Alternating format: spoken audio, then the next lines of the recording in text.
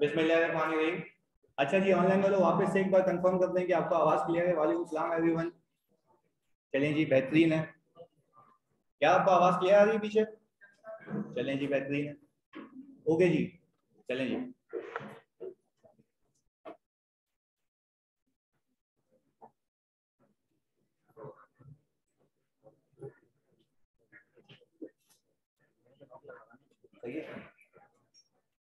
Okay जी, तो भाई सबसे पहले सर आवाज़ खोलें थोड़ी सी, भाई पूरी खुलती है आवाज़, थोड़ा सा कोई चक्कर नहीं होता।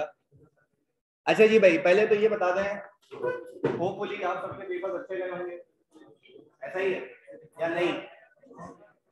यार ये मतलब FAR2 में ये जुनून नहीं चाहिए, मरीज की मतलब ऐसे लाशें नहीं चाहिए मुझे। बताओ कि पेपर अच्छे हुए या नहीं हुए? अच्छे हुए या मुनासिब हुए? यार ये ऐसे ऐसा मजा नहीं आता। बोलो अच्छे हुए यार, पास हो गए इंशाल्लाह।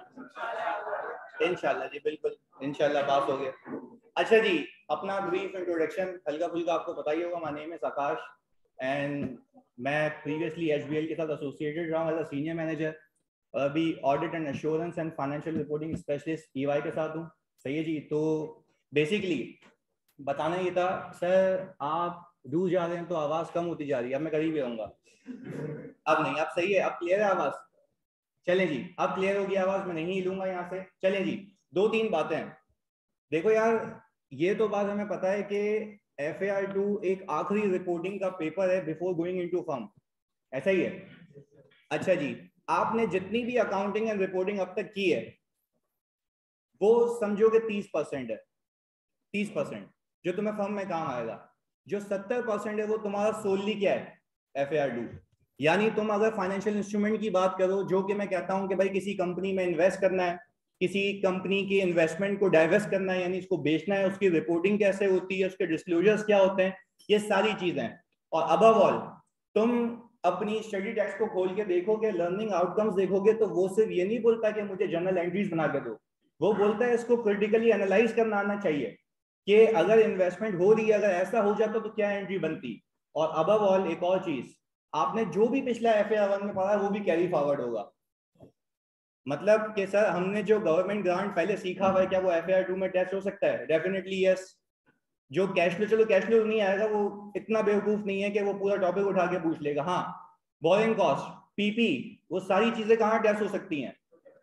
FAR2 में हो सकती हैं। अच्छा, अब एक और चीज, सबसे जो मेन बात है वो ये है कि ये इंतहाई मुश्किल पेपर माना जाता है FAR2। पर जब से मैं टीचिंग में आया तो मेरे दिमाग में एक ही एम था कि भाई इस सब्जेक्ट को सबसे आसान बनाना है। और वो जैसे ही हमारी जर्नी चलेगी आपको ये फील होगा कि कॉन्सेप्ट का रटा नहीं लगेगा। आप बातों बातों में कॉन्सेप्ट सीखेंगे और आपको फिर अल्टीमेटली समझ आएगी कि हमने डेफिनेशन समझ ली है। तो भाई ये 2 वे, मैं तुम्हें ये वादा करता हूँ और कसम खा के कहता हूँ, तुमने सिर्फ क्लास ले ली तुम पास हो जाओगे। और 2-3 चीजें हैं जो मैं प्रीवियसली बैचेस से, जब से ये ऑनलाइन के चक्कर आया तो मैंने ऑब्जर्व ये किया कि भाई जब मैं यहाँ पे क्लास खत्म करूं तो सर PDF दे दें। सर वो PDF आपने कोई 200 साल पहले दी थी, वो अब नहीं मिल रही मुझे। उसके लिए एक सोल्यूशन है, वो है तुम्हारी वर्कबुक। ये रही वर्कबुक। इसमें तुम्हें बता दूं कि है क्या। फॉर एग्जाम्पल, बच्चा, मैंने देखा, ऑब्जर्व किया है कि भाई सवाल जब तक उसको पता है यार मैं क्लास ले लूंगा, रिकॉर्डिंग ले लूंगा, अब होगा ये कि उसको वर्कबुक दिखेगी खाली। क्योंकि कुछ होते हैं ऐसे नशेई जो आखिर तक भी जहमत नहीं करेंगे लेक्चर्स को देखने की। ये तुम्हें देगी टेंशन। तुमने फॉर एग्जांपल देखा भाई सवाल है, नीचे जगह खाली है, अब कुछ तो भरना है ना उसको, फिर अगला जाओगे फिर देखोगे खाली है। तो यार ओवरऑल सोल्यूशन ये, इसमें तुम्हारे कॉन्सेप्ट मेकिंग है। जो मैं बोलूंगा वो तुम्हारे यहाँ पे मौजूद है, जो मैंने लिखवाना है उसकी जगह खाली है। और जैसे ही मेरा कॉन्सेप्ट खत्म होगा उसके बाद डायरेक्टली तुम्हारा सवाल क्या हो जाएगा, शुरू हो जाएगा। यानी you don't need to buy the journal. आपका एक ही सोल्यूशन है, सारे पास पेपर इसके अंदर है, सारे कॉन्सेप्ट मेकर, सारे थिंक टैंक, मुश्किल सवाल सब इसके अंदर है। और यार अपने सीनियर से पूछ लेना, कोई भी ऐसा बच्चा तुम्हें मिले जो तुम्हें ये बोले कि कोई पास पेपर रिपीट हुआ है, मैं टीचिंग खत्म कर दूंगा। कोई भी पास पेपर रिपीट नहीं होता भाई। पास पेपर करे जाते हैं सिर्फ किसके लिए? सेटिस्फेक्शन के लिए कि हमसे हमारी अकाउंटिंग बॉडी क्या हो जाती है, जिंदा लाशों क्या हो जाती है, सॉल्व हो जाती है। क्या ऐसे करोगे FAR2? तुम्हें FAR2 का जुनून नहीं पता। मेरी सारी टीचिंग करियर एक तरफ, FAR2 एक तरफ, वो तुम्हें तुम्हारे सीनियर बता सकते हैं। खैर अबव ऑल, तो यार आज एक अहद करना है शुरू करने से पहले, क्योंकि ज्यादा टाइम नहीं वेस्ट करूंगा बातों पे, काम ज्यादा करना है हमने, अहद ये करना है कि क्लासेस लेनी है 100%। मैं तुम्हें प्रेफर करूंगा कि फिजिकल आके लो, सही है। ट्रैवलिंग का इशू है, you can take live, you can take online. और देखो यार, अपना जो है ना, जो तुम्हारा रिकॉर्डिंग लेक्चर्स हैं, इसको प्राइम नहीं बनाना, प्राइमरी सोर्स ऑफ वो जो है ना अंडरस्टैंडिंग, वो नहीं बनाना। रिकॉर्डिंग पे तब जाना है जब तुम्हारी जैसे चाची की शादी हो गई, फुप्पो की शादी हो गई, मामा की, कुछ भी ऐसा भी, तब जाके समझ आता है यार कोई इमरजेंसी है तो जाके रिकॉर्डिंग पे जाओ, अदरवाइज तुम्हें रिकॉर्डिंग को बेस बनाना नहीं चाहिए। और मैं वादा करता हूँ, तुम सारी क्लासेस ले लो, तुम पास हो जाओगे, क्योंकि तुमसे ज्यादा जुनूनी मैं रहूंगा इस पूरे जीवन में। सही है जी, बिस्मिल्लाह करें, चलें जी।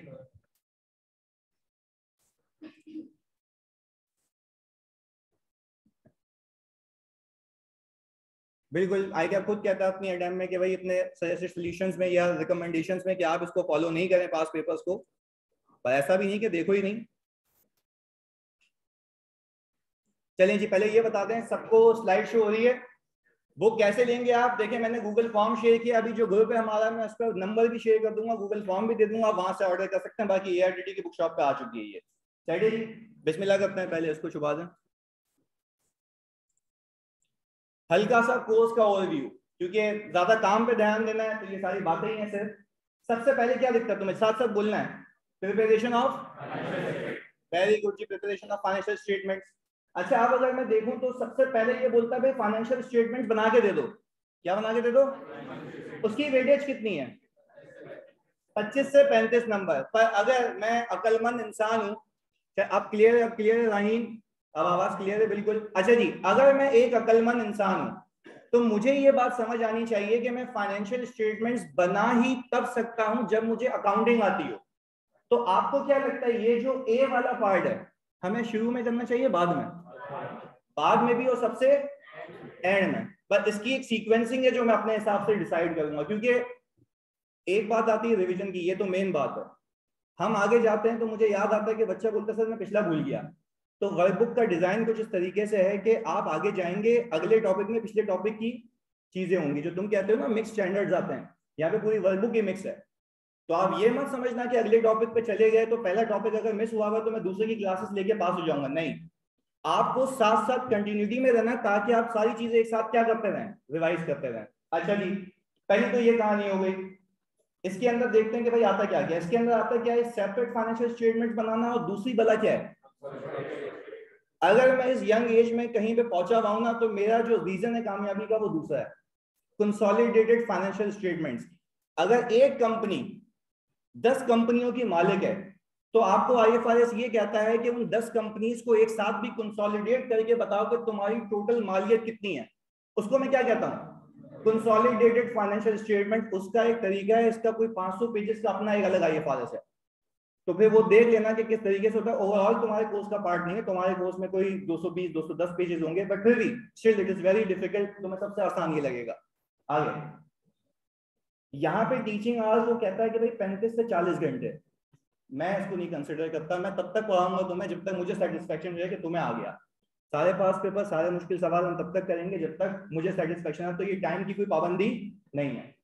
अच्छा भाई, accounting for non current asset, तुमने आज तक कौन से नॉन करंट एसेट किए जल्दी बताओ, मैं एक एक करके पूछूंगा, एक मिनट तुम ऐसे पेलम पाली मचा दोगे। आवेश, PP और इन्वेस्टमेंट प्रॉपर्टी, वेरी गुड। और इंटेंजिबल तुमने किया नहीं है, how you can say this? हाँ जी, बायोलॉजी, अबे इधर, हाँ जी, एनीवन, आप जल्दी जल्दी जल्दी पार्टिसिपेट करना है। अच्छा, मैं आपके आपके लिए, आपने बोला इन्वेस्टमेंट प्रॉपर्टी, आपने बोला PP, बिल्कुल सही बोला। इसके अलावा आपने नहीं किया हुआ, सोच लो एक बार, नहीं किया हुआ ना, नहीं किया हुआ। इन्वेंट्री करंट एसेट है, मेक सेंस, ऐसा ही है। चलिए जी, ये बिल्कुल सही है। यहाँ पे देखते हैं क्या बातें करता है। वो बोलता है कि भाई IFRS 9 फाइनेंशियल इंस्ट्रूमेंट, किसी कंपनी के शेयर्स खरीदने हो उसकी अकाउंटिंग कैसे होगी वो तुम्हें यहाँ पता लगेगा। लीज एसेट्स, क्या ऐसा हो सकता है कि मैं जिस बिल्डिंग में रह रहा हूं वो लीज पे हो, आया नहीं, उसकी अकाउंटिंग कैसे होगी, वो भी नॉन करंट एसेट्स का क्या है, पार्ट है। अच्छा जी, इसके बाद देखें क्या आ रहा है, और उसके बाद क्या आ रहा है। तो ये जो बायोलॉजिकल एसिड और इंटेंजिबल एसिड कह रहा था ना, वो तुमने पहले नहीं किया है, अब करोगे। सही है जी, आगे। इसके ऊपर भी मैं आज की कोई लिमिट नहीं लगाता, सही है जी। इसके बाद ethics and other areas of IFRS, सबसे पहले क्या आ रहा है? ऑपरेटिंग। अच्छा जी, इसके बाद 1037 रेवेन्यू। अच्छा जी, इनकम टैक्सेस आईएस 21 और अदर एरियाज यानी कंपनीज एक्ट की कुछ डिस्क्लोजर रिक्वायरमेंट्स है। मैंने कहा कि तुम्हें क्यों आई कैप का वो पलंदा इतना लेंथी बताऊं, तुम्हें समरी बना के दे दी। ये करते जाएंगे, हमारा कोर्स कंप्लीट होता जाएगा। अच्छा, सबसे मुश्किल चीज है इसमें क्या है, जो सबसे आसान हमें लगेंगी, और ये मैं कसम खुदा की खा के कहता हूँ, कसम खुदा की, सबसे आसान वो लगेगी। कंसोलिडेटेड फाइनेंशियल स्टेटमेंट्स सबसे आसान लगेगा। डेफर्ड टैक्स, आईएफआरएस 9, 1037 रेवेन्यू तुम्हें सबसे आसान लगेंगे। और ये मार्केट में सबसे क्या समझे जाते हैं? मुश्किल। अब जब मैं कह रहा हूं कि तुम आईएफआरएस 9 को मुश्किल कहते हो, मार्केट में मुश्किल कहती है, तो मेरे लिए बहुत आसान चीज है, मैं तुम्हें बेवकूफ बनाऊं तो मैं सबसे आसान टॉपिक करा दूं ऑपरेटिंग सेगमेंट्स? नहीं कराऊंगा। ये मैं सबसे पहले टॉपिक उठाऊंगा सबसे मुश्किल, जो कि है आईएफआरएस 9।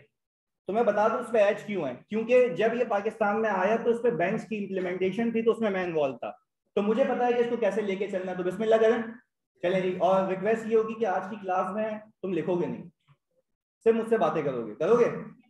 अबे हाँ या नहीं? यस सर, ओके जी सर, बातें करेंगे मुझसे। और बातों में ऐसे देखो, बातें क्यों करवा रहा हूँ मैं, क्योंकि वर्कबुक में सब है जो लिखवाना होगा। अच्छा, और फिर जब मुझसे बातें करोगे और बातों में, तो मैं कसम खुदा की खा के कहता हूँ कि एक वक्त ऐसा आएगा, मैं बातों में तुम्हें डेफिनेशन समझ भी आ जाएगी, और फिर तुम्हें बताऊंगा ये डेफिनेशन रीड करो, तुम्हारे दिमाग में क्लिक हो जाएगी। सही है जी, बिस्मिल्लाह करें। किसकी?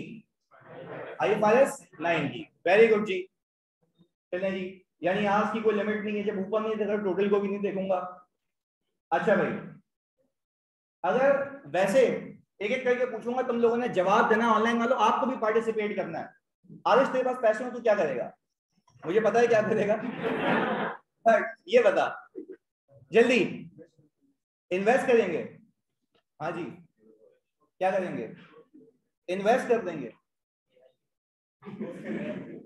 अच्छा जी भाई, जैसे भाई ये साहब हमारे कह रहे हैं कि भगवान का दिया हुआ सब कुछ है, दौलत शौहरत है। सही है जी। अच्छा भाई, यानी जैसे आरिश ने बिल्कुल सही कहा कि अगर एक आदमी के पास बहुत पैसा है तो उसकी टाइम वैल्यू ऑफ मनी की वजह से वैल्यू क्या होती रहेगी? इससे अच्छा क्या, उसको क्या कर दो? इन्वेस्ट कर दो। तो मस्ती है कि पैसा है तो उसको क्या करना है? इन्वेस्ट करना। मैं कह रहा हूँ प्लीज कोई नहीं लिखना, आज से समझना है तुम्हें। मैं तुम्हें एक आईएफआरएस की दुनिया में लेके आ रहा हूँ। आईएफआरएस 9 मजे मजे से सीखेंगे यार, ये मुश्किल है, मैं आसान बनाऊंगा। सही है जी, बेहतरीन। देखो, अच्छा भाई, जो बंदा इन्वेस्ट करना चाहता है उसको अंग्रेजी में क्या कहेंगे? इन्वेस्टर। बिल्कुल सही कहा। यानी सर एक चीज सिखा रहा हूँ, फाइनेंशियल इंस्ट्रूमेंट जो आईएफआरएस 9 है ना, किस बंदे की बात करता है? भाई ऑनलाइन अगर लिख के बताओ, किस बंदे की बात करता है? इन्वेस्टर की बात करता है। हम भी इसमें किसकी अकाउंटिंग सीखेंगे? ये बातों में सीखा भी। डेफिनेशन आएगी, डेफिनेशन नहीं है, आईएफआरएस शुरू नहीं हुआ, सिर्फ बातें हो रही हैं। चलें जी, अब ये सोच रहा है कि अगर इसके पास पैसा है, इन्वेस्ट करना है, तो कहाँ इन्वेस्ट करें? एनीवन? शेयर्स में? पक्की बात है भाई, शेयर्स में इन्वेस्ट करते हैं। चलिए, इसमें भी ये सोचा है कि सोच रहा हूं कि किसी कंपनी के शेयर्स खरीद लूं। अच्छा, अब सुकून से हौले हौले शेयर। अच्छा, अगर वैसे एक एग्जांपल दे रहा हूं, तुम्हें बताना है, अगर तुमने ये बता दिया ना तो मजा आ जाएगा। अगर मेरे पास बहुत पैसा है और मैं किसी प्रॉपर्टी में इन्वेस्ट करना चाहता हूं, कर सकता हूं ना? बट वो बन जाएगी इन्वेस्टमेंट प्रॉपर्टी। वो क्या बन जाएगी? वो तुमने कहां सीखा है? FAR 1 में। उसका आईएस कौन सा? आईएस 40। तो भाई जैसे आपकी नीयत है, जैसी आपकी इन्वेस्टमेंट है, वैसी उसकी अकाउंटिंग है, वैसी उसकी क्लासिफिकेशन है। बात समझ आई? यानी प्रॉपर्टी की इन्वेस्टमेंट को मैं आईएस 40 में डील करूंगा, शेयर्स की इन्वेस्टमेंट को कहां पे? आईएफआरएस 9 में। किसकी बात कर रहे हैं? इन्वेस्टर की। किसकी बात कर रहे हैं? ये कहां इन्वेस्ट करने जा रहा है? शेयर्स में इन्वेस्ट करने जा रहा है। अच्छा जी, अब एक एक करके आप बताएंगे कि शेयर्स में इन्वेस्ट करने का क्या फायदा है? डिविडेंड। Very good. और मेरे ख्याल से अगर शेयर की प्राइस ऊपर जाएगी तो वो भी गेन है ना? उसको मैं अंग्रेजी में कहता हूं कैपिटल गेन। क्या कहता हूं? आपने बखूबी सीखा हुआ होगा, उस पर टैक्स रेट भी अलग है। फिर वो 3 साल वाला मंजन के 3 साल में हो गया, ये सारी चीजें, लिस्टेड कंपनी है तो अलग, वो सारी चीजें। अच्छा जी, इधर फायदा क्या हुआ भाई? फायदा ये हुआ जो अब अभी बताने लगे हैं आपको, प्लीज देखिएगा इधर। फायदा ये है कि पैसा ही पैसा होगा, ऐसा ही है। अब इधर चलें जी, इधर देखिएगा। अच्छा भाई, शेयर खरीदा था मैंने कितने का? 30 का। हो कितने का गया? अच्छा, अब मैंने, हो सकता है कि एक शेयर खरीदा या एक से, पर what ever the case is, मुझे एक शेयर पे कितना फायदा हुआ है? 15 पर शेयर का। क्या ये कैपिटल गेन है? वेरी गुड यार। जिस कंपनी के शेयर्स खरीदे उसने क्या दे दिया? वेरी गुड यार। यानी अब एक एक करके सिखा रहा हूँ, यानी बातें चल रही हैं, IFRS शुरू नहीं हुआ। क्या मैं ये कह सकता हूँ IFRS 9 इन्वेस्टर की बात करता है? पहली बात क्लियर है? अच्छा, IFRS 9 बोलता ये है कि अगर तुम इन्वेस्टर हो तो कहाँ इन्वेस्ट कर सकते हो? शेयर्स में इन्वेस्ट करने के कितने मकसद होंगे? पहला, कैपिटल गेन कमाना। दूसरा, डिविडेंड कमाना। यहाँ तक कोई मसला? IFRS 9 भी यही कहता है। डेफिनेशन नहीं सीखी, बातें कर रहे हैं। क्लियर है जी? चलें जी भाई, यानी हमने ये सीखा है अब तक फिलहाल कि शेयर्स में इन्वेस्ट करेंगे तो दो गेन कमाएंगे। सही है जी? कौन कौन से?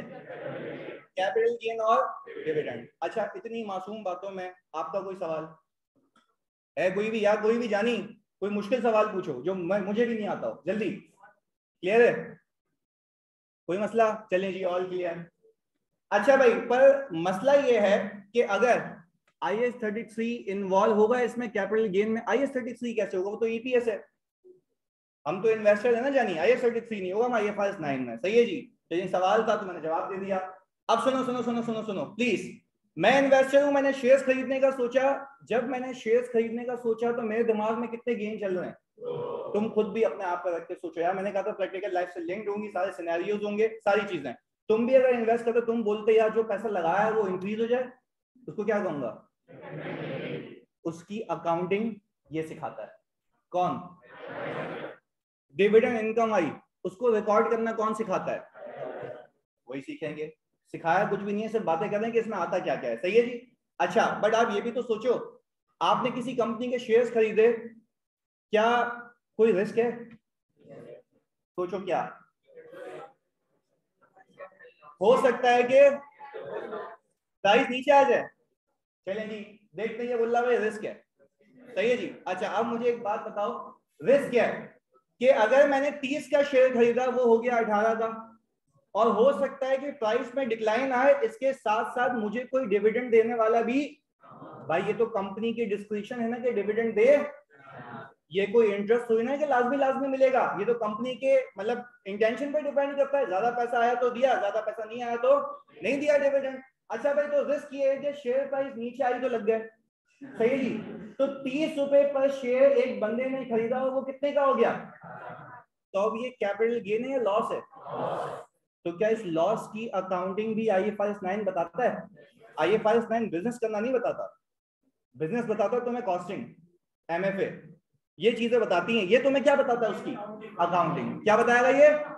अच्छा, यानी आप ये कह रहे हैं कि सर अगर मैं इन्वेस्टर हूं, मैं किसी कंपनी के शेयर्स खरीदूंगा तो उस पर जो गेन आएगा उसकी अकाउंटिंग भी ये बताएगा, उस पर जो लॉस आएगा, उस पर जो डिविडेंड आएगा उसकी अकाउंटिंग भी, और जो उस पर डिविडेंड नहीं आएगा, चलसियों उसकी अकाउंटिंग ही नहीं होगी। अबे डिविडेंड नहीं आएगा तो अकाउंटिंग कौन सी? बोल लो अकाउंटिंग होगी इधर। अच्छा भाई, यानी सर हो सकता है डिविडेंड ना दे। अच्छा भाई, यानी सर मुझे इतना पता है कि शेयर्स में इन्वेस्ट करने के फायदे भी हैं, तो फिर मुझे एक बात बताओ, शेयर्स में फिर कौन बंदा इन्वेस्ट करे? पैसे वाला। तो उसको टेंशन नहीं होगी मेरे पैसे डूब जाएंगे। अच्छा देखो, फॉर एग्जांपल, ऐसे एक एग्जांपल लेते हैं। सही है जी? इधर आ जाओ जी, एक एग्जांपल, छोटी सी एग्जांपल। आपका नाम क्या है जानी? अबू बकर। अच्छा अबू बकर, मुझे एक बात बताओ, आपने अपनी खर्ची में से कोई लाइट से 20-25 हजार रुपए जमा किए, आप शेयर्स में लगाओगे? लगाओगे? पक्की बात है? चलो पक्की बात है। और अगर आपको पता हो कि पैसे आपके डूब जाएंगे तो फिर डिबेंचर ये क्या होते हैं? Preference share. चलो जी देखते हैं। अच्छा भाई, जैसे फॉर एग्जांपल अबू बकर ने ये कहा कि मेरे पास अगर 25,000 रुपए है तो मैं लगा दूंगा। सही है जी? पर एक डर लगेगा। किस चीज का डर है ये?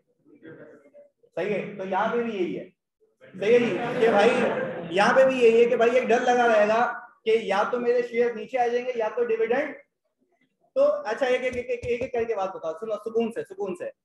क्या ऐसा हो सकता है, प्लीज सुनना, क्या ऐसा हो सकता है कि इसके अलावा भी कोई रास्ता हो इन्वेस्टमेंट करने का? हो सकता है ऐसा, सही है। तो जैसे ये बाबू भाई पूछ रहे हैं, तेरे पास कोई और रास्ता है, सही है जी। तो हम कंपनी को बोलेंगे, देखो यार प्लीज समझना, अब आप बहुत अहम बात कर रहा हूँ, ये तो चलो मजाक मजाक में तुम्हें सिखाने के लिए, सुनना। मैंने कहा अब पॉइंट पे आते हैं। मैंने कहा मैं इन्वेस्टर हूँ, मुझे कहीं पैसे इन्वेस्ट करना है, मैं शेयर्स में कर सकता हूँ। मैं शेयर्स में इन्वेस्ट तब करूंगा जब मैं एक रिस्क टेकिंग इन्वेस्टर हूँ। मैं रिस्क ले सकता हूँ कि हाँ भाई पैसे डूबे तब भी एक्सेप्टेबल है, पैसे इंक्रीज होगा तो वैसे ही एक्सेप्टेबल है, सही है जी। अब सुनना, पर बाज होगा, अच्छा ये शेयर्स में किससे खरीदता हूँ? कंपनी से। किससे खरीदता हूँ? अच्छा, कंपनी को बिजनेस करने के लिए क्या चाहिए होते हैं? पैसे। तो हम उसको किस मद में पैसे देते हैं? शेयर्स की मद में, यानी हम उसको पैसे देते हैं, वो हमें क्या देता है? साथ साथ बोलना, सुकून से समझना, ताकि एक एक बंदा साथ रहे। मैं कह रहा हूं मैं इन्वेस्टर हूं, आरिश की एक कंपनी है, अगर आरिश को पैसे चाहिए अपनी कंपनी चलाने के लिए, तो क्या ये सिर्फ अपने पैसे लगाएगा या आवाम से भी गैदर करेगा? अच्छा, आवाम से उधार ले रहा है या उनको शेयर इशू कर रहा है? अच्छा, जब ये आवाम को शेयर इशू कर रहा है तो वो हर एक आवाम को उनके प्रोपोर्शन में कंपनी का मालिक बना रहा है, कंपनी का। अच्छा, अब मैंने आरिश के पास गया, मैंने बोला दादा, मैंने हल्की फुल्की 25,000 की सैलरी है मेरी, मुझे उसमें थोड़ी सी टेंशन रहती है कि अगर मैंने उसको भी इन्वेस्ट कर दिया तो हो सकता है कि पैसे डूब जाएं। तो फिर मैंने इससे पूछा, आरिश अगर तुम्हें कंपनी चलाने के लिए पैसे चाहिए तो मैं तुम्हें शेयर्स के नाम पे तो पैसे नहीं दे सकता, क्या कोई और रास्ता है? इसने बोला सर बिल्कुल डेफिनेटली एक रास्ता है। अब ये प्लीज सुनना, अब ये बताया रास्ता है। इसने मुझे ये कहा कि सर आप एक काम ये करें, आप मुझे पैसे दे दें। मैंने कहा ये ले पैसे। अब मैंने कहा तू क्या देगा? तो अब आरिश मुझे ये कह रहा है कि सर आपने कहा था मुझे कि आप शेयर नहीं लेंगे, शेयर नहीं दे सकता मैं। मैंने कहा भाई शेयर क्यों नहीं देखते? बोला सर आप ही को तो मस्ती है कि पैसे डूब जाएंगे और हो सकता है मैं डिविडेंड नहीं दूं। तो मैंने कहा कोई ऐसा रास्ता बता, मैं तेरे को पैसे भी दूं और तू रेगुलर मुझे रिटर्न देता रहे। इसने बोला सर ये कैसी बात की, पैसे भी दूं हर महीने भी आपको, हर साल भी आपको चाहिए? मैंने कहा सर बिल्कुल चाहिए। इसने बोला सर आप एक काम करें, मुझे आप ये पैसे दे दें, किस नाम पे? वेरी गुड, अब साथ साथ रहना, किस नाम पे? अब यहां पे रुक के एक चीज समझा रहा हूं, सुनना। इन्वेस्टर किसी कंपनी में दो तरीके से इन्वेस्ट कर सकता है, या तो उस कंपनी के शेयर्स खरीद ले, या तो उस कंपनी को उधार दे दे। साथ साथ बोलना है ताकि ये जार्गन्स हैं इसके, मैं बातों बातों में वही सिखा रहा हूं, अभी डेफिनेशन शुरू होगी तो मैं खुद समझ आ जाएगा। साथ साथ बोलोगे। अगर मैं इन्वेस्टर हूं तो मैं तुमसे पूछता हूं, क्या इन्वेस्टर किसी कंपनी के शेयर्स खरीद सकता है? उसको आज मैं बता रहा हूं, दिमाग में फिट कर लेना, उसको मैं कहता हूं इक्विटी सिक्योरिटीज। क्या कहते हैं? अच्छा, अब तुम जा रहे हो मार्केट में, अब तुम सीख रहे हो IFRS 9, तुमसे कोई पूछे क्या investor can invest in equity securities, yes और नो? वेरी गुड यार। अच्छा, व्हाट इफ एक इन्वेस्टर रिस्क अवर्स इन्वेस्टर, यानी उसको रिस्क लेने का नहीं है, तो क्या वो इन्वेस्ट नहीं करे? फिर वो किसी कंपनी को क्या देते? उधार देते। अभी उर्दू में क्या देते? अच्छा, अब सुनना, अब यहां तक उधार देने का फायदा क्या है, आओ देखते हैं, सही है जी। अच्छा, मैं इन्वेस्टर दोनों केसेस में हूं, चाहे मैं किसी को पैसे दूं शेयर्स के नाम पे या उधार के नाम पे, सही है जी। आगे देखते हैं। अच्छा, पर एक और चीज कोई बताएगा तुम में से, अगर मैंने इसको उधार के नाम पे पैसे दिए तो क्या मैं कंपनी का मालिक बना? शेयर में बना था? शेयर में बना था, नहीं बना था? दोनों में ये फर्क है। अब आगे सुनना, अब ये हुआ कि मैंने इसको एक टोकरी भर के दी, किस अमाउंट की? प्रिंसिपल अमाउंट की। किस अमाउंट की? सामने से देखें, ये पैसे जब उसके पास गए, इसने बोला सर ओके, अब आपकी 3 बाल्टियां तैयार है। ये इंक्रीज कैसे हो गया? किस वजह से? अच्छा, यानी सर अब ये बोले ना आप कि अगर मैं इन्वेस्टर हूं, मैं किसी कंपनी के शेयर्स खरीदूंगा, मैं जिससे पूछूंगा वो बताएगा, यानी आप बताओगे? जी जी, आप शेयर्स में इन्वेस्ट करने पे कितने गेन कमाने का सोचता हूं, और उसको डिविडेंड और मार्केट प्राइस जो इंक्रीज हो जाती है उसको हम कहते हैं। वेरी गुड यार, अब सुनना सुकून से मेरी बात। चलो, मैंने कहा मैं शेयर्स में इन्वेस्ट नहीं कर रहा, मैं किस में इन्वेस्ट कर रहा हूँ? उधार दे रहा हूँ, डैड मैंने उधार दे रहा हूँ, सही, जब इसका नाम सीखेंगे, उधार दे रहा हूँ, तो क्या कमाऊंगा?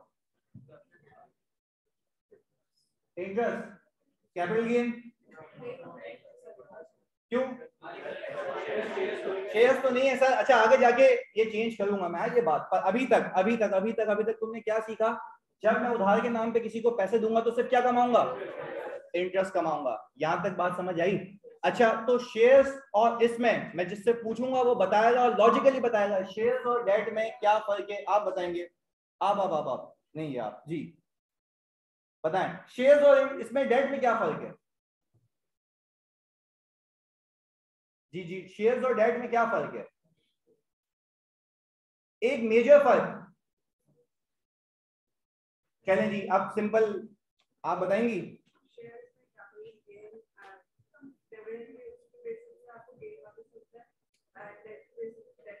चलिए, इन्होंने बेसिक बात कही कि शेयर्स में रिटर्न दो तरीके से होता है, कैपिटल गेन और डिविडेंड। इसमें सिर्फ क्या होता है? इंटरेस्ट होता है।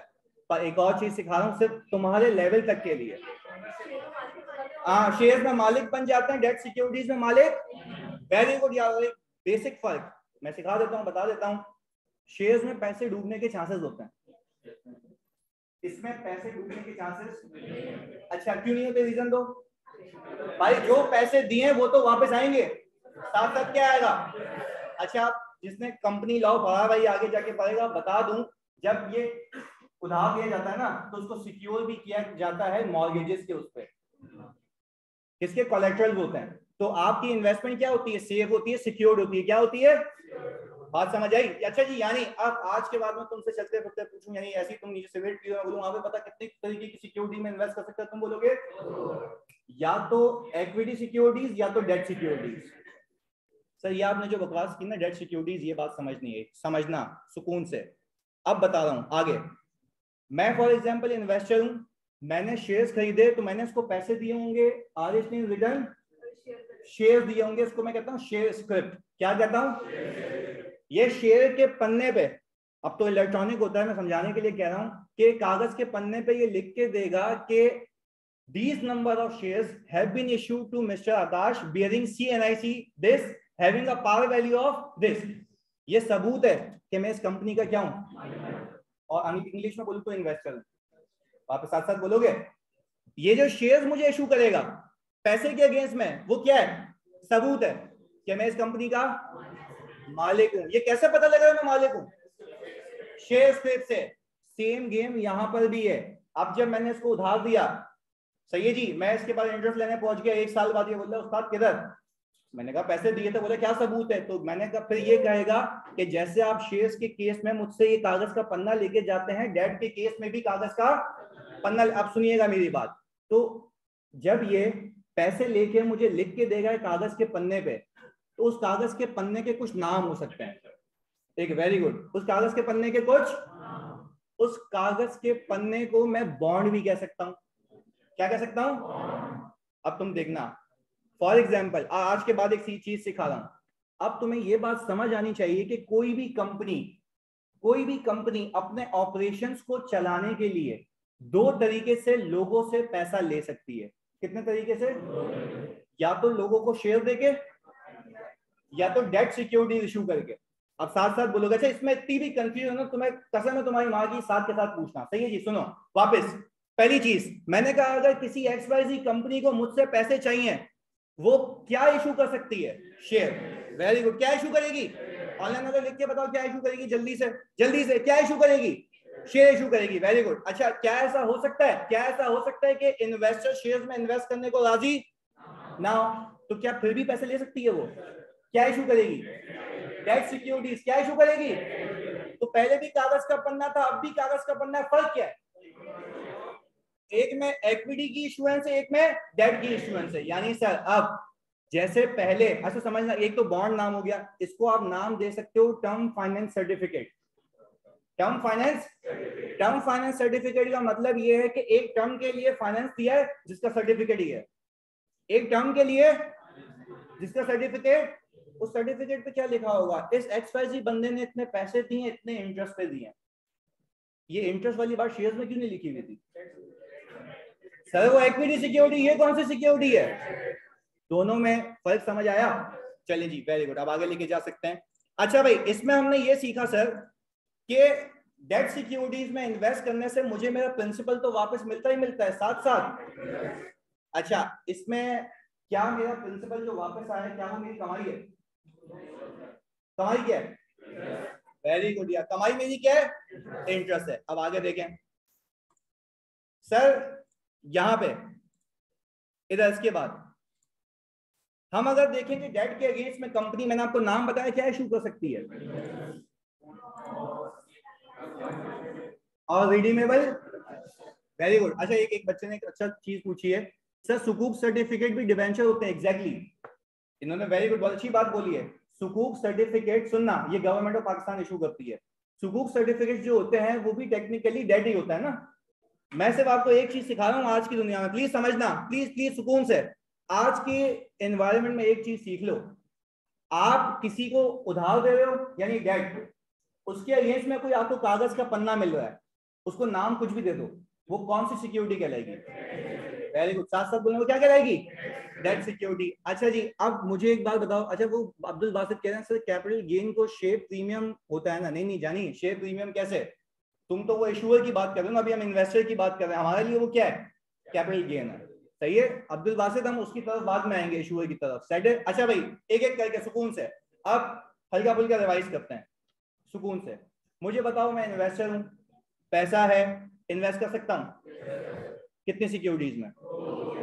पहली इक्विटी सिक्योरिटी, दूसरा बेहतरीन हो गया यार, इक्विटी और डेट सिक्योरिटी। अच्छा जी अब प्लीज सुनना। अच्छा भाई सर कोई डेट वापस ना करे तो लॉस भी हो सकता है? बिल्कुल हो सकता है, हमेशा बिल्कुल सही कह रहे, लॉस हो सकता है, पर अभी हम ऐसी दुनिया में जहाँ पे सब अच्छा अच्छा है। सही है, अभी हम पहले पैसे इन्वेस्ट करना तो सीखे हैं, फिर लॉस लॉस भी सीखेंगे। अच्छा भाई अब जैसे करीम कह रहे हैं, सुनना मेरी बात, तो मैं थोड़ा सा बेसिक फर्क बता देता हूँ, कोई जल्दबाजी नहीं है आज हमारी क्लास में। इधर अगर मैं, प्लीज समझना, बैंक से लोन लेता हूं, बैंक से लोन लेता हूं, समझना मेरी बात है, बैंक से अगर मैंने लोन लिया, यानी मैं कंपनी हूं, मैंने बैंक से लोन ले लिया, सही है, तो वो तो बैंक मेरा इन्वेस्टर बन गया। टेक्निकली बैंक ने इस कंपनी में क्या किया है? इन्वेस्ट किया है। यार मुझे एक बात बताओ, अब तुम्हें एक चीज सिखा रहा हूं, कंपनी जो है ना लोन दो तरीके से ले सकती है, लोन की बात कर रहा हूं, पैसे की नहीं, लोन की, या तो बैंक से या तो लोगों से। नहीं आई बात समझ? अच्छा सुनो वापस से, मैं कह रहा हूं अगर मैं कंपनी हूं, मैं कितने तरीके से लोन ले सकता हूं? बैंक से? क्यों? कैसे? लोगों से कैसे? हाँ सही है, सिक्योरिटीज इशू करके ये। अब बताता हूँ ये क्यों होता है। बाज औकात होता है ये, समझना मेरी बात, बाज औकात होता ये है कि बैंक जिस रेट पे मुझे लोन दे रहा होता है ना वो ज्यादा होता है। बैंक जिस रेट पे मुझे लोन दे रहा होता है वो क्या होता है? तो जाहिर सी बात है मेरी जो फाइनेंस कॉस्ट है वो भी क्या होगी? बनिस्बत इसके कि मेरे कुछ जानने वाले होते हैं जो मुझे सपोर्ट करने के लिए, ऐसा नहीं कि फ्री में दे रहे हैं, पैसे देते हैं, बट उसका रेट क्या होता है? तो फिर मेरे लिए फायदेमंद क्या है, मैं बैंक से लोन ले लूंगा लोगों से, और लोगों से लोन लूंगा तो हवाओं में, या तो सिक्योरिटी इशू करूंगा, उस सिक्योरिटी का नाम क्या होगा? बात समझ आई? यानी सर आप लोगों ने आज ये सीखा है कि जो कंपनी है वो दो तरीके से लोगों से पैसा रेज कर सकती है। मैं फिर रिपीट कर रहा हूं, कितने तरीके से रेज कर सकती है? दो, या तो शेयर इशू करके या तो डेट सिक्योरिटी इशू करके, ऐसा ही। अच्छा सिमिलरली जैसे वो दो सिक्योरिटीज इशू करेगी, मैं सिमिलरली दो सिक्योरिटीज में क्या करूंगा? इन्वेस्ट करूंगा। यहां तक कोई मसला? चले जी आगे। मैंने सिंपल इसकी एक बात लिखी हुई है यहाँ पे कि अगर आप इस पे फोकस करेंगे तो आपको ये बात समझ आएगी कि ये वो लीगल डॉक्यूमेंट्स होते हैं, सबूत देंगे कि एक बंदे ने, साथ साथ बोलना है, एक बंदे ने इतने पैसे दिए हैं, और बात समझ आई? अच्छा तो ये बातें, आखिरी बार पूछा, मुझे पता है ढीठ हो गया हूं मैं, क्या ये बातें शेयर्स के सर्टिफिकेट में लिखी होंगी? क्यों? क्योंकि वो इक्विटी है, ये पैसे, वो वहां पे पैसे वापस, और वहां पे मैं कोई रेट भी फिक्स नहीं करता, डिविडेंड देना हुआ तो देंगे, नहीं देना हुआ तो नहीं देंगे। बात समझ आई? दोनों में फर्क है। चलें जी आगे।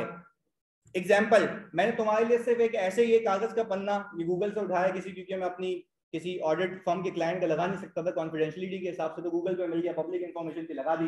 इसमें लिखा हुआ होता है कि मॉडर्न इन्वेस्टमेंट कंपनी है, उसने in accordance with the condition endowed, ये सारी चीजें लिख के इसने बता दिया कि भाई इतने पैसे दिए मैं, इतने टाइम के लिए दिए मैं, रेट दिया हुआ है 5.5%, ये सारी चीजें, यानी एक एग्जांपल है। तो टेक्निकली बताने का मकसद ये है कि जैसे शेयर्स होते हैं वो भी सिक्योरिटी होती है, बट उसको मैं क्या कहता हूं? Equity security. इसको मैं क्या कहता हूं? Debt security. सिमिलरली इस पे लिखा हुआ है अमाउंट रिटर्न और रिन्यूअल। गेम अब यहां से शुरू होती है। अगर मैं ओवरऑल इन्वेस्टर की बात करूं जानी, तो तुम मुझे एक बात समझाओ, ओवरऑल इन्वेस्टर एक एक करके आप बताएंगे जी जी जी जी कितने तरीके की सिक्योरिटी में इन्वेस्ट करेगा? वेरी गुड यार, देख लेते हैं। कैन इन्वेस्ट इन, इंग्लिश में बताओ। फर्स्ट इक्विटी सिक्योरिटी, चलें जी, फर्स्ट, दूसरी, अच्छा ये अब तुम्हारा आईएफआरएस हल्का फुल्का शुरू होने लगा है। मैं अगर तुम्हें पहले आके बोलता ना investor can invest in equity security and debt security, तुम बोलते हाँ बोल, इंग्लिश तो अच्छी बोल रहा है, समझ नहीं आ रहा। अच्छा यानी अब पूरा बैकग्राउंड क्लियर हुआ पहले। अच्छा investor can invest in equity security and, अब प्लीज एक बात सुनना फोकस के साथ, अब आईएफआरएस के जार्गन्स इंक्लूड करने लगा हूं, प्लीज समझना। इक्विटी सिक्योरिटीज में अगर इन्वेस्ट करे कौन, इन्वेस्टर, उसको आईएफआरएस कहता है ये कहलाते हैं शेयर्स ऑफ, वेरी गुड यार, शेयर्स ऑफ, गलत लिखा है। अब मैं तुम्हें पहले ही आके कहता ना, पहली शुरू यहाँ से करता, शेयर्स ऑफ अनदर कंपनी में इन्वेस्ट करेगा तो आईएफआरएस कहना, तुम बोलते पता नहीं क्या चल रहा है। अब बात समझ आई, चलें जी। अच्छा ये शेयर्स ऑफ अनदर कंपनी कौन कहता है, आईएफआरएस 9 कौन कहता है। अच्छा जी अब आगे एक और चीज जी, ये डेट सिक्योरिटीज है। डेट सिक्योरिटीज का भी तो कोई ना कोई नाम दिया होगा ना, किसने दिया होगा, आईएफआरएस 9 ने डेट सिक्योरिटीज का नाम दिया है राइट टू रिसीव, लॉजिकल बात है। राइट टू रिसीव कैश कैसे,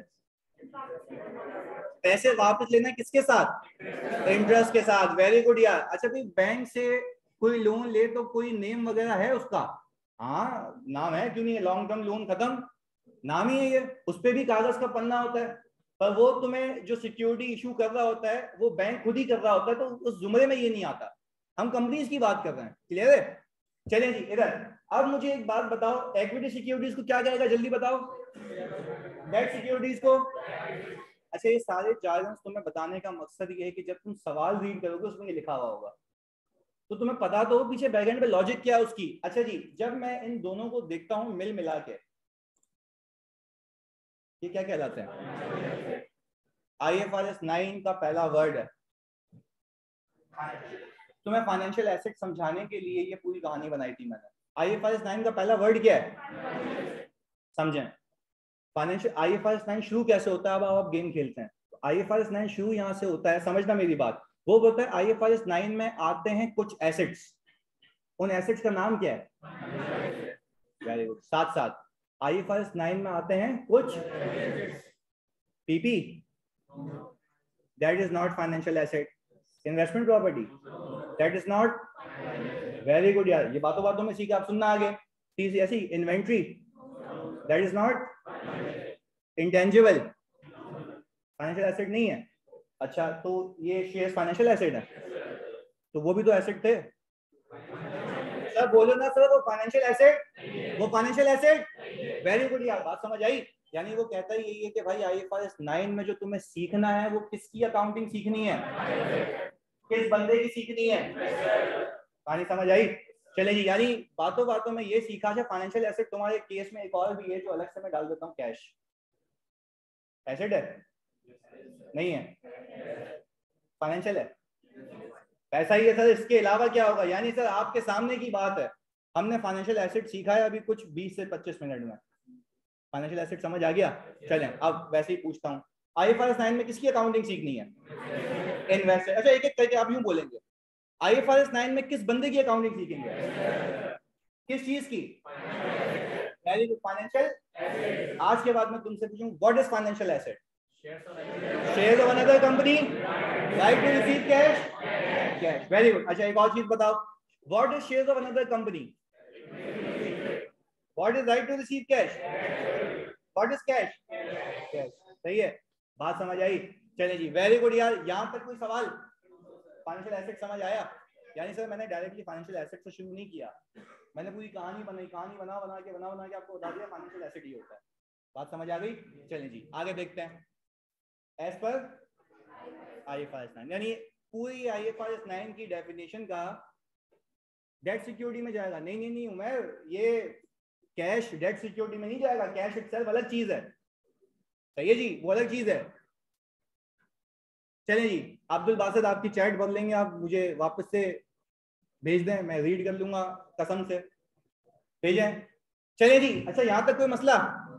अच्छा भाई अब आईएफआरएस 9 आपको ये कहता है कि आपने एक बंदे की अकाउंटिंग सीखनी है जो कि कौन था, इसकी किसकी चीज की अकाउंटिंग सीखनी है, financial asset are of 3 types, right to receive cash, share of another company cash. अच्छा जी, फिर वो बोलता ये है, प्लीज समझिएगा, फिर वो बोलता ये है कि भाई जब इन्वेस्टर की अकाउंटिंग सीख रहे हो तो इसके बनिस्बत जो दूसरा बंदा है उसको मैं अंग्रेजी में कहूंगा इशूअर। क्या कहूंगा? देख लेते हैं सर, ये रहा। अच्छा भाई, इशूअर वैसे ही एक ऐसी ही बहस है, इशूअर कितने सही तरीके की सिक्योरिटी इशू कर सकता है? दो कैसे? इक्विटी और शेयर्स, इक्विटी और तो ये सर इन्वेस्ट भी तो दो में कर रहा है, फर्क क्या है? अब बात समझ आए ना सर, एक इन्वेस्ट कर रहा है, दूसरा तो लॉजिकल सी बात है, आप भी पागल हो गए हैं कि जब एक बंदा दो तरीके की सिक्योरिटी में इन्वेस्ट कर सकता है तो सामने वाला बंदा इशू भी कितनी कर सकता है? दो, इक्विटी एंड डेट। मैंने अभी तो बताया आपको। चलें जी आगे देखते हैं। अच्छा भाई रोहान चटानी, देखते हैं कि सर जब एक कंपनी दूसरी कंपनी के 50% से ज्यादा शेयर्स करेगी तो पेरेंट कंपनी बन जाएगी। मैंने आपको कंसोलिडेशन सिखाई नहीं है, हम तो IFRS 9 कर रहे हैं मेरी जान। सही है, नॉर्मल इन्वेस्टमेंट है ये। जो तुमने पूछा तो बता देता हूँ, ये 19% तक की इन्वेस्टमेंट का आप IFRS कर रहे हैं। सेट है रोहान, बिल्कुल हौले हौले,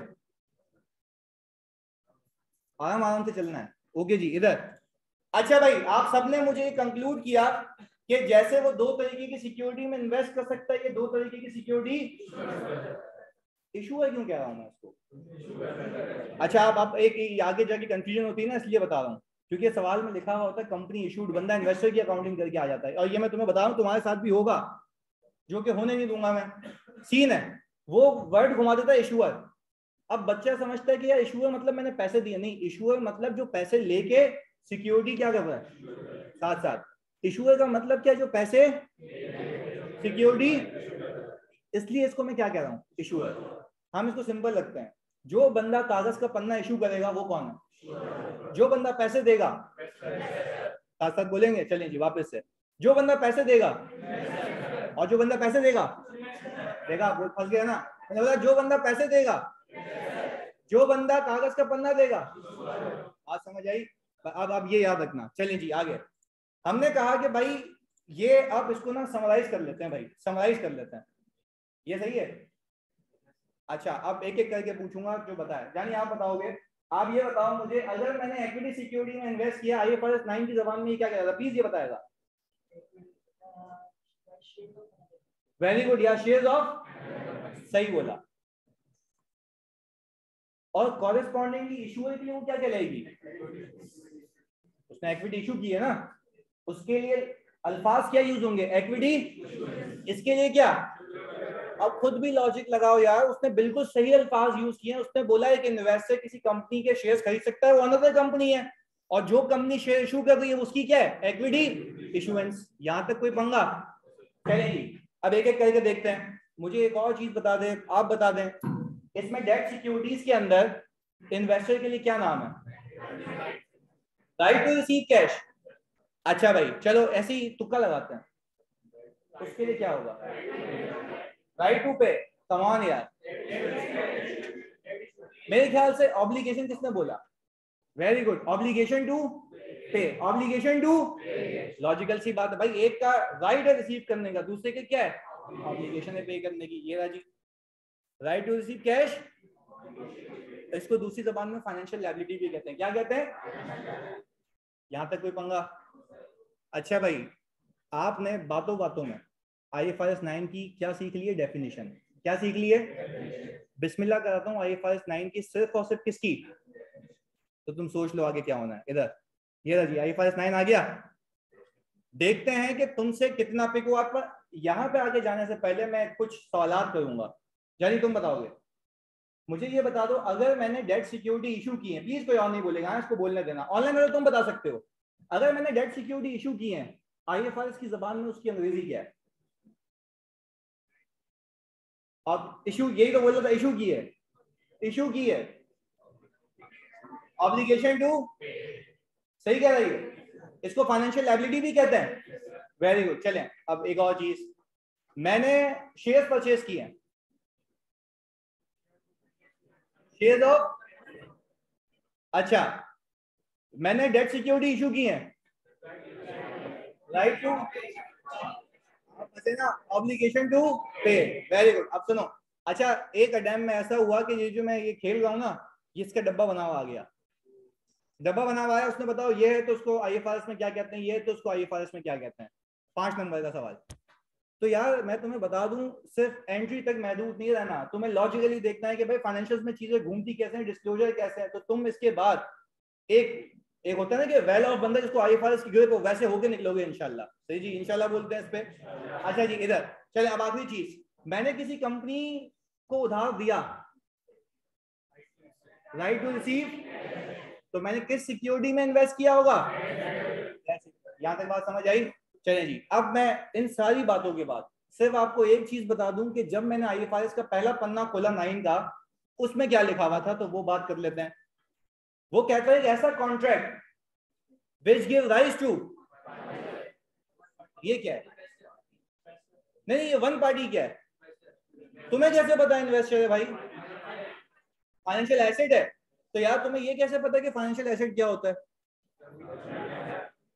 अच्छा क्या क्या आता है, right to receive cash, share of another company. आगे सुनो आगे सुनो, ये इसकी डेफिनेशन है, अब तुम बातों बातों में आ गई। सही है जी, आगे सुनना। एंड इक्विटी और अनदर पार्टी कौन है।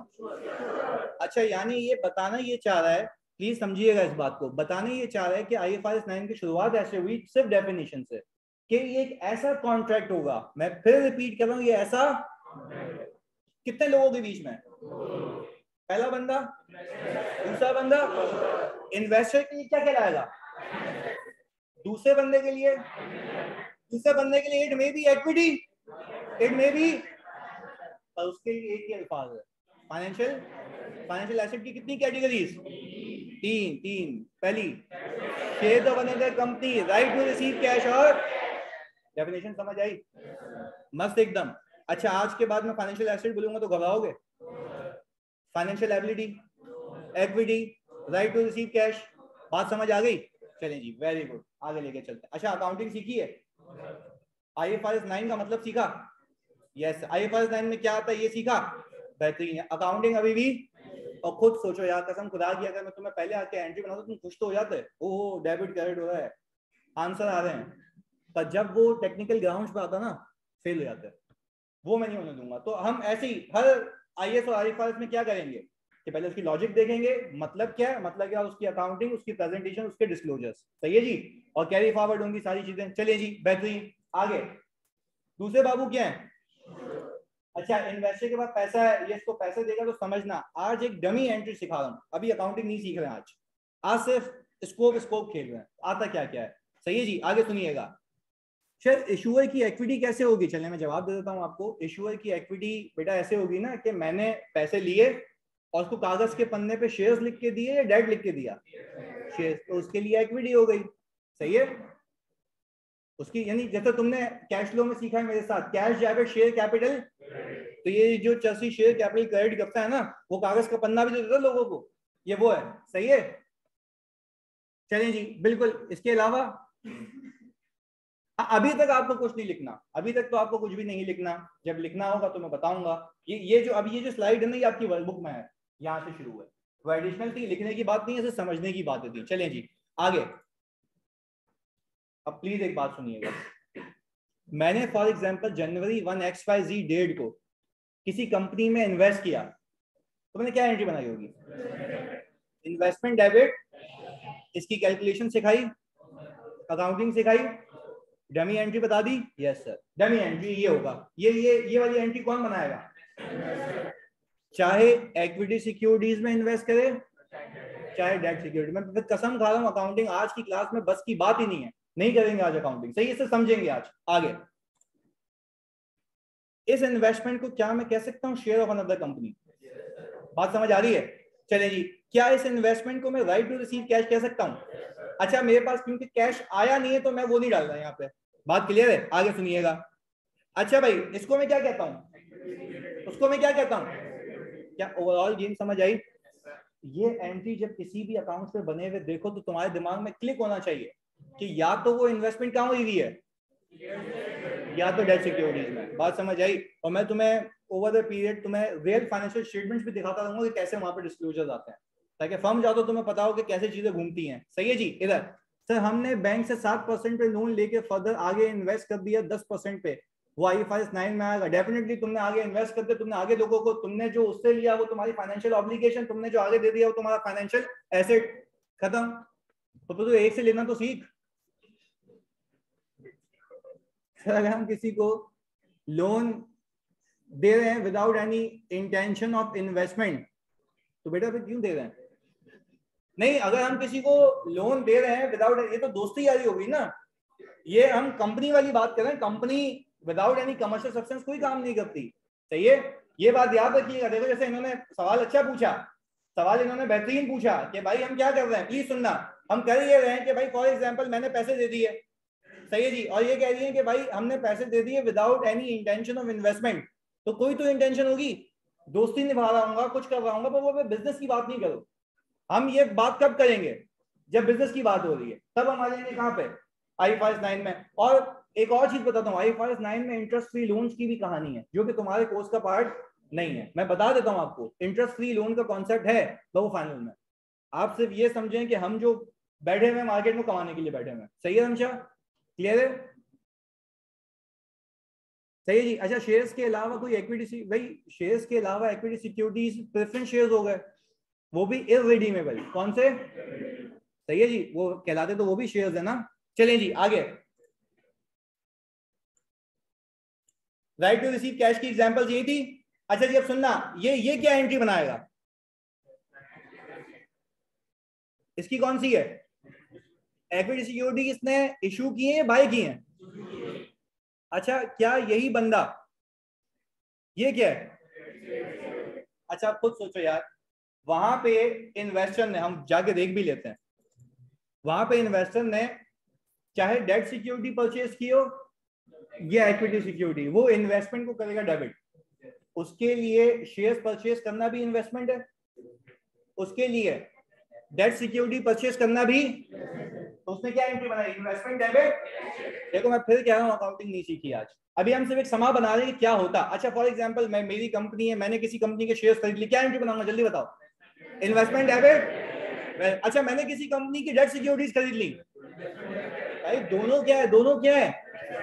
और दोनों के नाम क्या है? अलग है तो क्या वो इन्वेस्टमेंट। क्या मैंने इसका डिस्क्लोजर सिखाया? नहीं। डिस्क्लोजर में बताऊंगा किस किस नाम से आएगा, वहां पे तो अलग अलग नाम से आएगा ना। वहां पे पता है डिस्क्लोजर, देखो एंट्री ये बनती है, डिस्क्लोजर में दिखाते हैं इन्वेस्टमेंट इन शेयर्स, इन्वेस्टमेंट इन डेट सिक्योरिटीज।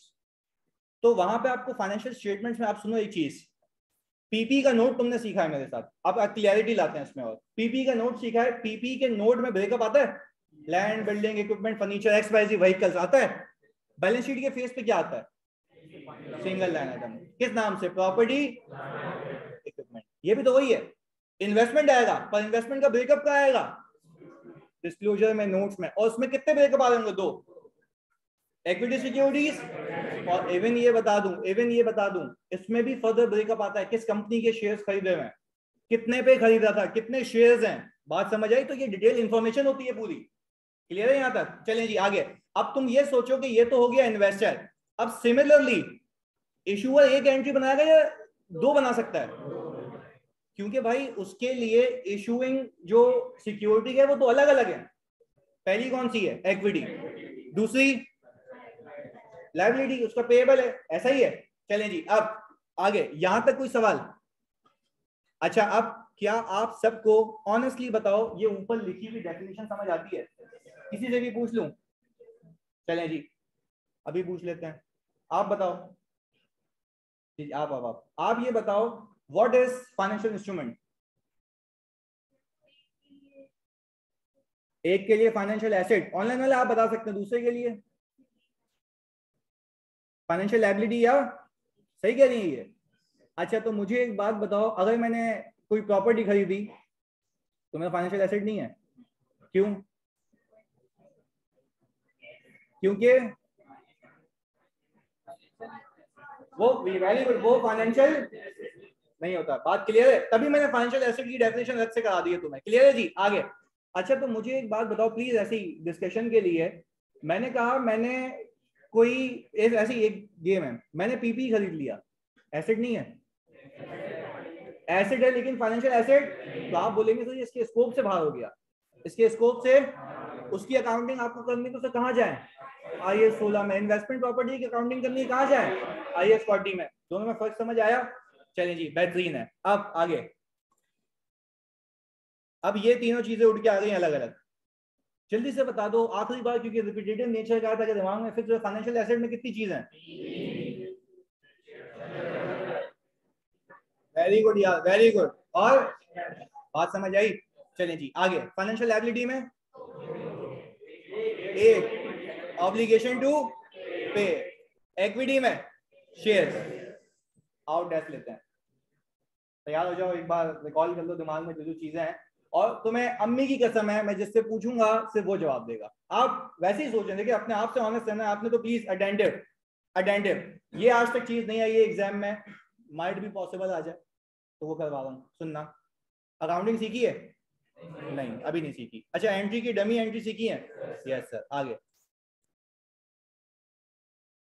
आप सुकून से, जिससे पूछूंगा वो कोई वॉलंटियर करेगा? कोई ऐसे ही बोले चीता कि हाँ मैं बताऊंगा उस्ताद। वेरी गुड यार। अच्छा जी, क्या ये प्रीपेड रेंट, मैं कैश की बात नहीं कर रहा, प्रीपेड रेंट एक फाइनेंशियल एसेट है? बताओ जी, सोच के, कोई मसला नहीं, टेक योर टाइम, आपका समय शुरू होता है अब। है? चलो जी, आपका सवाल लॉक कर लिया हमने। हाँ जी, जी आप बताओ। नहीं है? अच्छा, जो है उससे लॉजिक पूछूंगा, जो नहीं है उससे भी लॉजिक पूछूंगा। सही, इट्स ऑल अबाउट लॉजिक बेटा, यहाँ कोई नहीं लगाएगा। है या नहीं है? सोच के, कोई मसला नहीं है, यहाँ पे कोई पैसे वैसे नहीं लगेगा। हाँ, अच्छा आगे एक और भी बता दूं, आगे जाके जितने भी क्विजेज होंगे ना उस पे इनाम होंगे, इस बार तो ये किया है मैंने। सही है जी, पर ये ऐसा नहीं समझना कि तुम्हारी फीस में डाल दिया हो, ऐसा नहीं है। सही है, वो अलग है, वो मेरी तरफ से होगा। चलिए जी, इधर जी। नहीं है? अच्छा, दो नहीं है, एक ने बोला है, माइट भी पॉसिबल हो, सही हो। नहीं है? सोच के, किसी की बातों में नहीं आना। हाँ, शायद है, शायद तो वही नहीं ना, मतलब ये तो वही बात हो गई। मैं अपनी बेगम को बोल रहा हूँ शादी करोगी मेरे से, शादी से पहले? शायद कर लूंगी, शायद नहीं। हाँ या ना में जवाब देगी ना वो। इधर आ जानी है? नहीं है? चलो पहले पहले इससे पूछते हैं। जानी ये बता दो कि आपने कहा था है, क्यों है?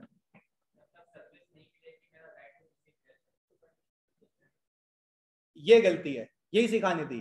This is not a right to receive cash, ये अल्टीमेटली एक्सपेंस में कन्वर्ट होगा।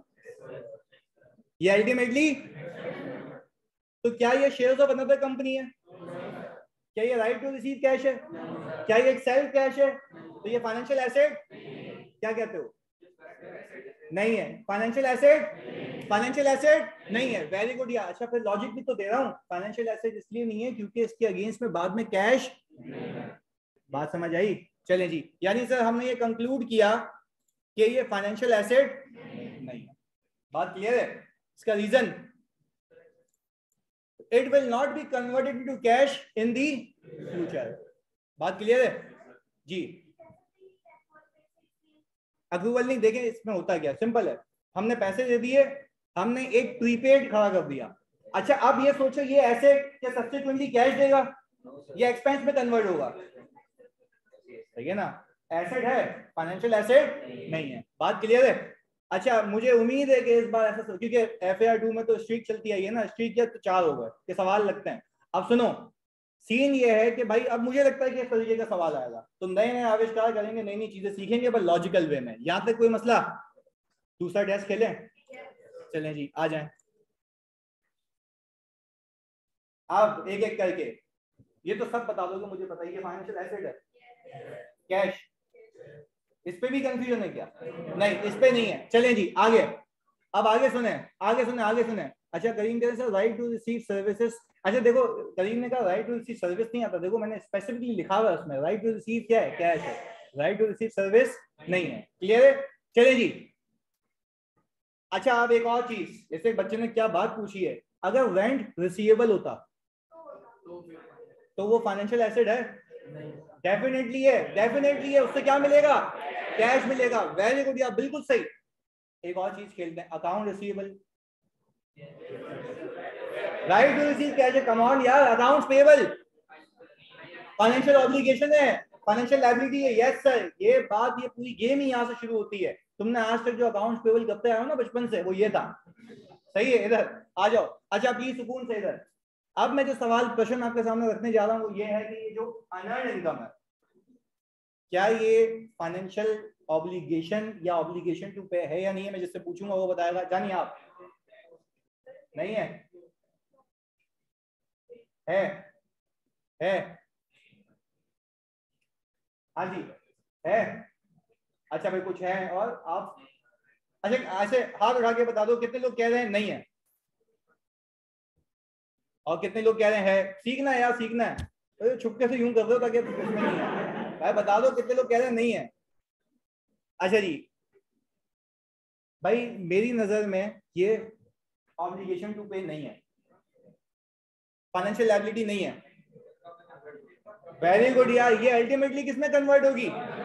इनकम में कन्वर्ट होगी। मुझे सब्सिक्वेंटली पैसे रीपे नहीं करना है। बात समझ आई? क्लियर है? यानी सर ये ऑब्लिगेशन टू पे नहीं है, ये ऑब्लिगेशन टू पे, ऑब्लिगेशन टू रेंडर सर्विसेज है। बात समझ आई? ये ऑब्लिगेशन टू रेंडर सर्विसेज है, ये ऑब्लिगेशन टू पे। बात क्लियर है?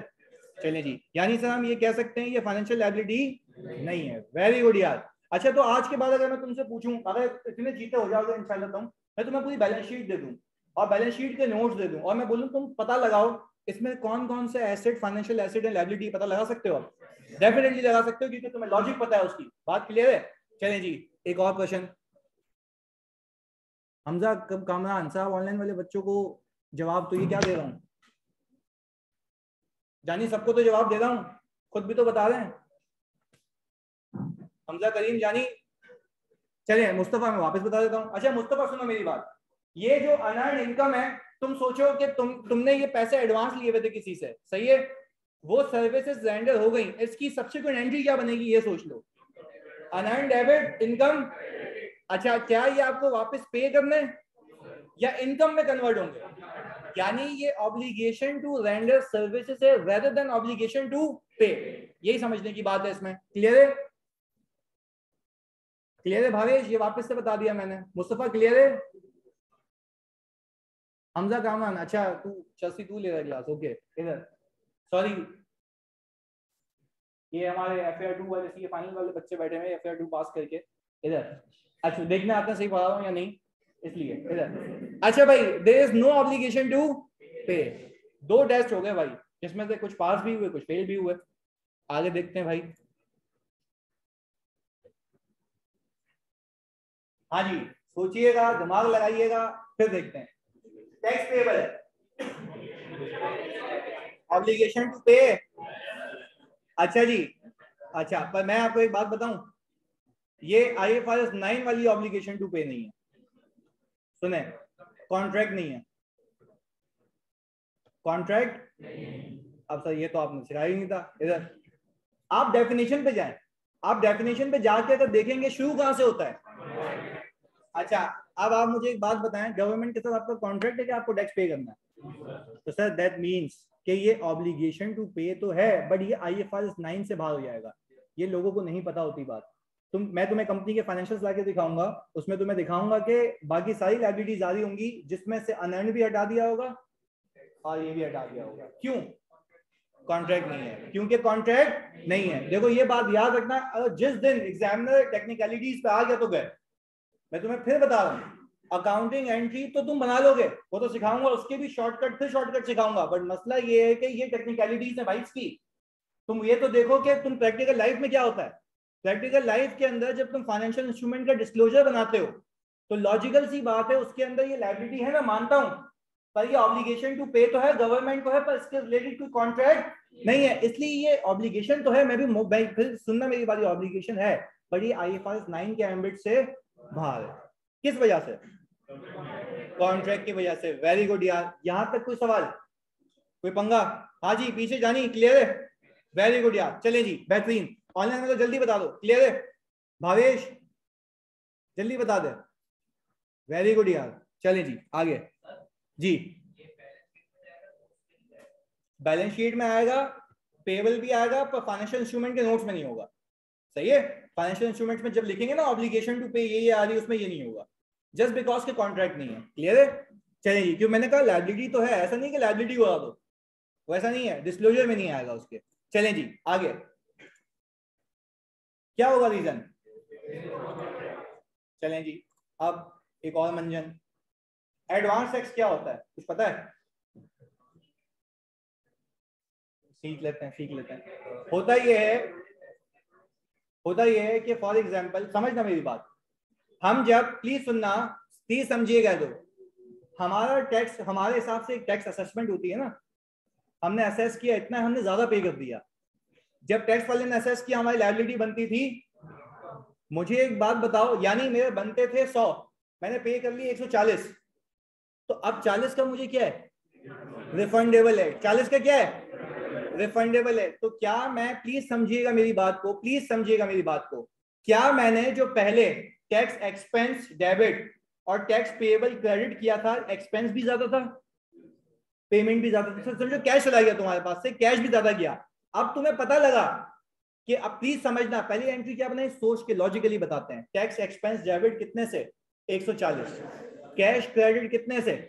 140। पैसे कितने चले गए? 140। असेसमेंट हुई तुम्हारे रिटर्न में, तो तुम्हें पता लगा कि तुम्हारी इनकम बनती थी कम, उस पर टैक्स भी बनता था कम। तो मुझे आप एक बात बताएं, फिर मैंने उसकी एंट्री रिवर्स करनी होगी। अच्छा, तो मैं क्या करूंगा, टैक्स एक्सपेंस को क्रेडिट, और टैक्स पेएबल डेबिट नहीं, कैश जा चुका था, एडवांस टैक्स डेबिट या tax refundable, whatever the name is, मैंने उसको एडवांस टैक्स का नाम दे दिया। एडवांस टैक्स का नाम इसलिए दे दिया क्योंकि अगले साल जो उसकी लायबिलिटी बनेगी उसमें से नेट ऑफ कर दूंगा। बात समझ आई? चलें अब बात सुने, मैंने दूसरी एंट्री में क्या किया, एक्सपेंस को रिवर्स किया, टेक्निकली इनकम बुक की, और डेबिट क्या कर दिया? Advance tax. इसको हम यूं भी कह सकते थे, receivable from tax authorities, receivable from. चलें, ये बात सबके दिमाग में भेजे में क्लियर है? अच्छा जी, इससे पहले जो हमने देखा था वो पेएबल था किसको? टैक्स अथॉरिटीज को। किसको? अब ये रिसीवेबल है किससे? साथ साथ बोलोगे, इससे पहले वाले केस में पेएबल था किसको? अब क्या है? किससे? चलो, ये राइट टू रिसीव कैश है, यस है, राइट टू रिसीव कैश है, यस है, पर क्या ये IFRS 9 के एम्बिट में आएगा? रीजन, कोई कॉन्ट्रैक्ट नहीं है। वेरी गुड यार, यही सीखना था कि ये कोई कॉन्ट्रैक्ट नहीं है, तो क्या ये तुम्हारा एसेट नहीं है? राइट टू रिसीव कैश नहीं है, पर ये IFRS 9 के एम्बिट से ये टेक्निकलिटीज और लॉजिक समझ आए? पक्की बात है। चलें जी, अच्छा भाई, अब इसके बाद sir, there is no contract, यहां तक कोई मसला, यहां तक कोई सवाल? एनीवन, पीछे कोई सवाल? चलें जी, अब आगे, अब देखें सर, मेन चीज क्या शुरू हो रही है। अब आप जर्नल निकाल लें, मतलब निकाले हुए हैं तो खोल लें, सही है?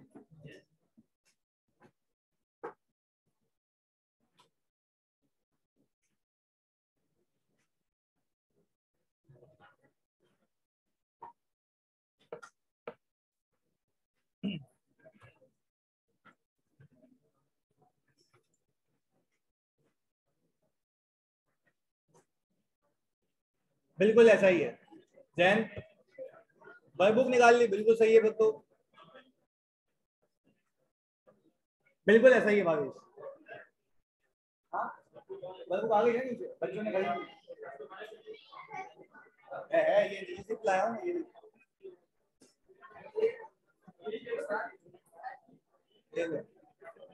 अच्छा जी, जानी खामोश खामोश खामोश। अब देखो यार, लाजमी सवाल आता है, लाजमी सवाल आता है इसका। अच्छा, पर इसकी ग्रेड है कोई 10 नंबर तक की, यानी इसका जो आज तक सवाल पूछा गया है 8 मार्क्स, 10 मार्क्स, 8 मार्क्स, और मैं तुम्हें कसम खा के बताता हूं, तुम इसमें से पूरे नंबर उठाओगे। मैं तुम्हें बताता हूं पास की हिस्ट्री क्या रही है, प्लीज समझिएगा, हिस्ट्री क्या रही है इस FAR2 के पेपर की। जो सबसे मुश्किल टॉपिक समझा जाता है कंसोलिडेशन, वो बच्चे डेली करके आते हैं, डेफर्ड टैक्स बच्चे डेली करके आते हैं 20-20 नंबर।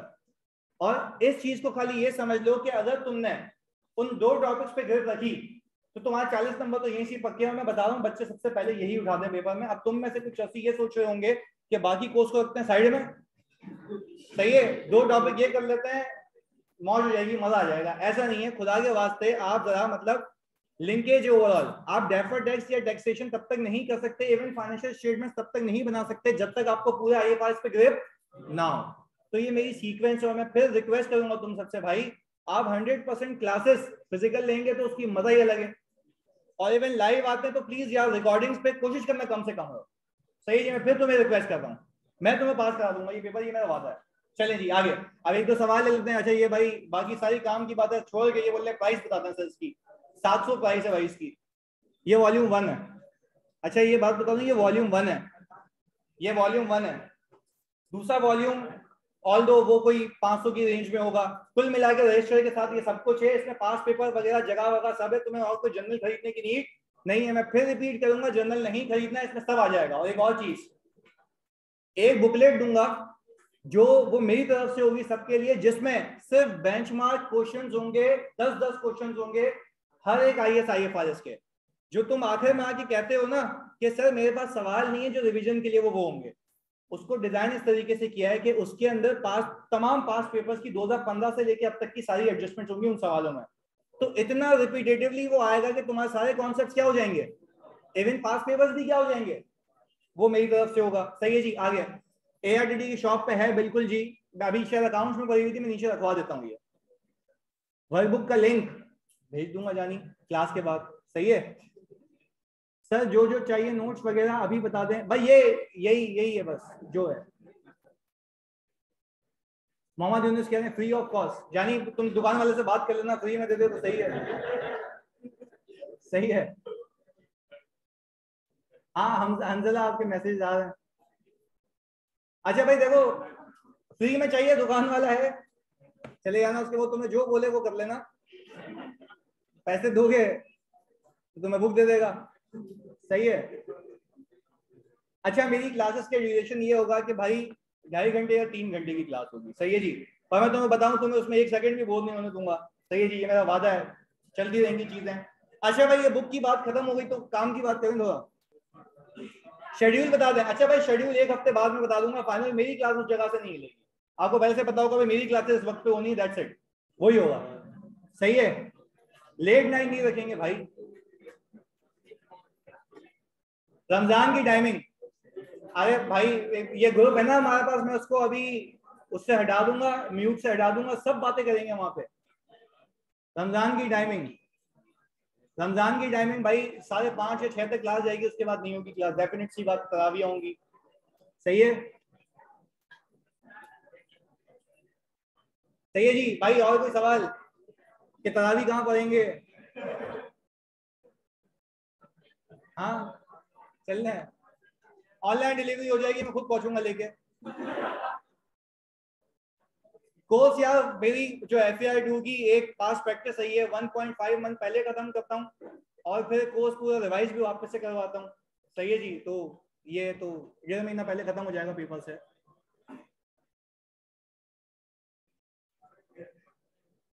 चले जी भाई, अब आप सब हो गया जी भाईजान इधर, वो भाई सारे मसले मसाइल हल हो गए, बुक का हमें पता लग गया, तरावी कब पढ़नी है, क्लासेस का टाइमिंग ये वो। अच्छा यार ये चीज देखो, एक बच्चे ने ये काम की बात की है, वीक में क्लासेस कितनी होंगी, तुमने शायद पहली स्लाइड नहीं देखी थी। एक मैं सुनो इधर, जानी बाबू इधर, पहली पहली स्लाइड मैंने तुम्हें कहा था कि मैं टाइम को नहीं सोचूंगा, तो अगर तुम मुझ पे डिपेंडेंट होकर पास होना चाहते हो तो टाइम नहीं सोचना। ऐसा भी नहीं है कि मैं तुम्हें रात के 12 बजे तक बुलाऊंगा, ऐसा नहीं है। जो ड्यूरेशन है यानी मैं अपनी क्लासेस ज्यादा लगाऊंगा, टाइम वही रखूंगा, बट यार वो सिर्फ तुम्हारे लिए होगा।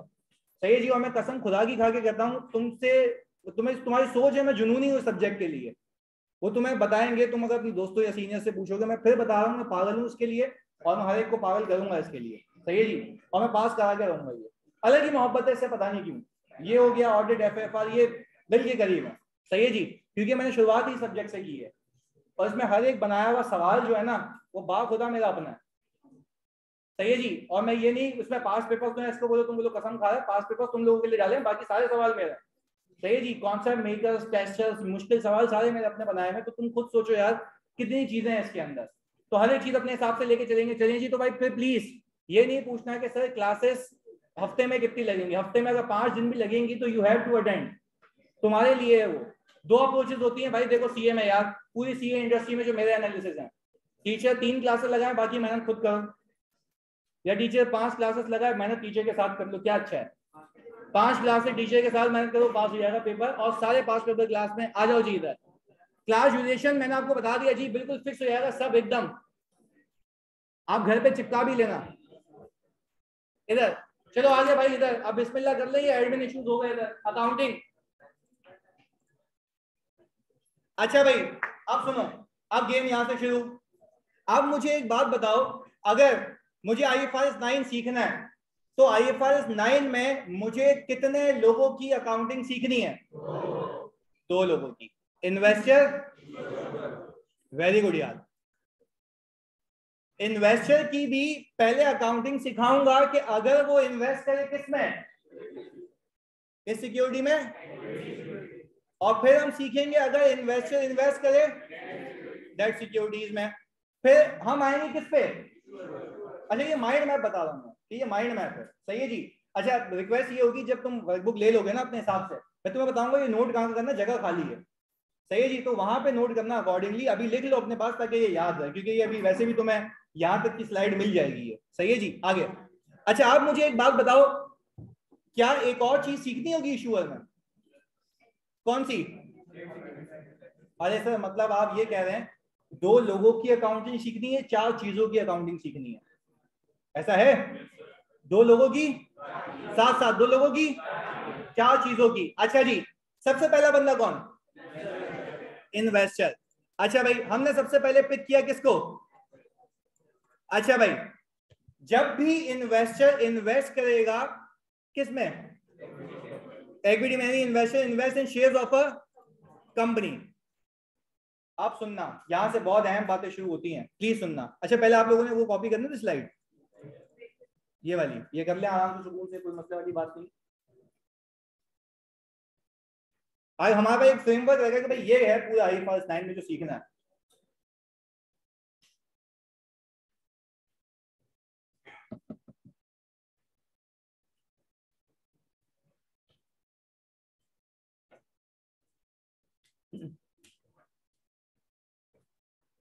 अच्छा जैसे ही टॉपिक खत्म होगा उसके आखिर में मैं एक समरी बनाऊंगा जो कि आपसे नोटिंग करवाऊंगा, तो वो पूरे टॉपिक की एक समरी होगी 1 पेज की।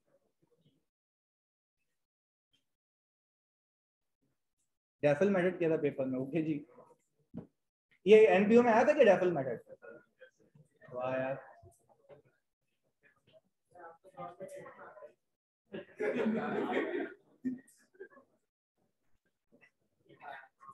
जज़ाकल्लाह जी। अरे इस बार FAR 2 में देखना तो इंशाल्लाह। अरे इस बार तो ऑडिट में भी सवाल आ गया, सिंपल सीधा सीधा जो क्लास में किया था। अच्छा ये इधर अब एक चीज सीखते हैं। अभी आपने क्या किया, आपने वो लिखी पूरी कहानी कि भाई 2 लोगों की 4 चीजों की अकाउंटिंग सीखेंगे, उसमें सबसे पहले क्या पिक किया आपने? इन्वेस्टर। इन्वेस्टर की भी कौन सी सिक्योरिटी? अगर मैं इन्वेस्ट करने जा रहा हूँ किसमें? शेयर्स में। किसमें इन्वेस्ट करने जा रहा हूँ? आप सुकून से यहाँ पे एक बैकफुट पे आके एक चीज सीखते हैं। आप जब पीपी खरीदते हैं, प्लीज सुनना, ये बहुत अहम बात है, ये पूरी अकाउंटिंग इस पे चलेगी आगे। अकाउंटिंग अभी नहीं सिखाई है, अब हम आ रहे हैं अकाउंटिंग पॉलिसीज पे। अच्छा भाई मैंने किसको पिक किया, साथ साथ बोलो? इन्वेस्टर पे। किसको पिक किया?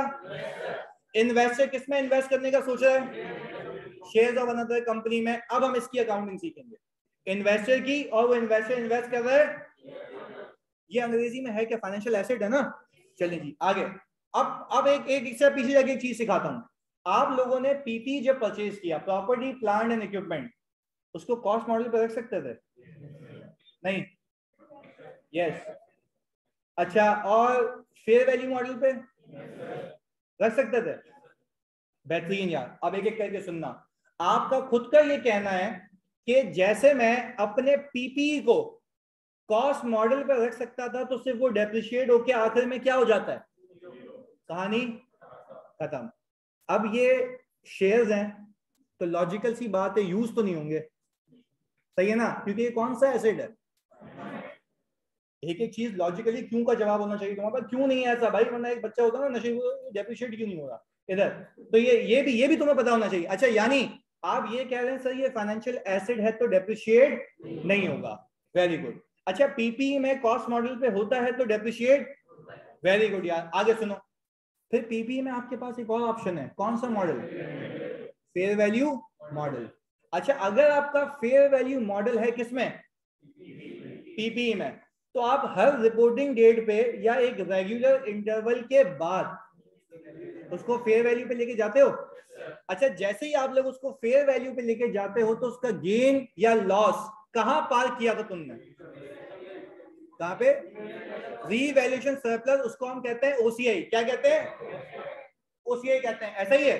चलिए जी, वेरी गुड। अब मुझे एक बात बताओ, अगर मैं उसको ओसीआई कहता हूं तो उसको मैं कहता था अदर कॉम्प्रिहेंसिव इनकम, ऐसा ही जी। अब सुनिएगा मेरी बात, अदर कॉम्प्रिहेंसिव इनकम, सुकून से सुनना मेरी बात।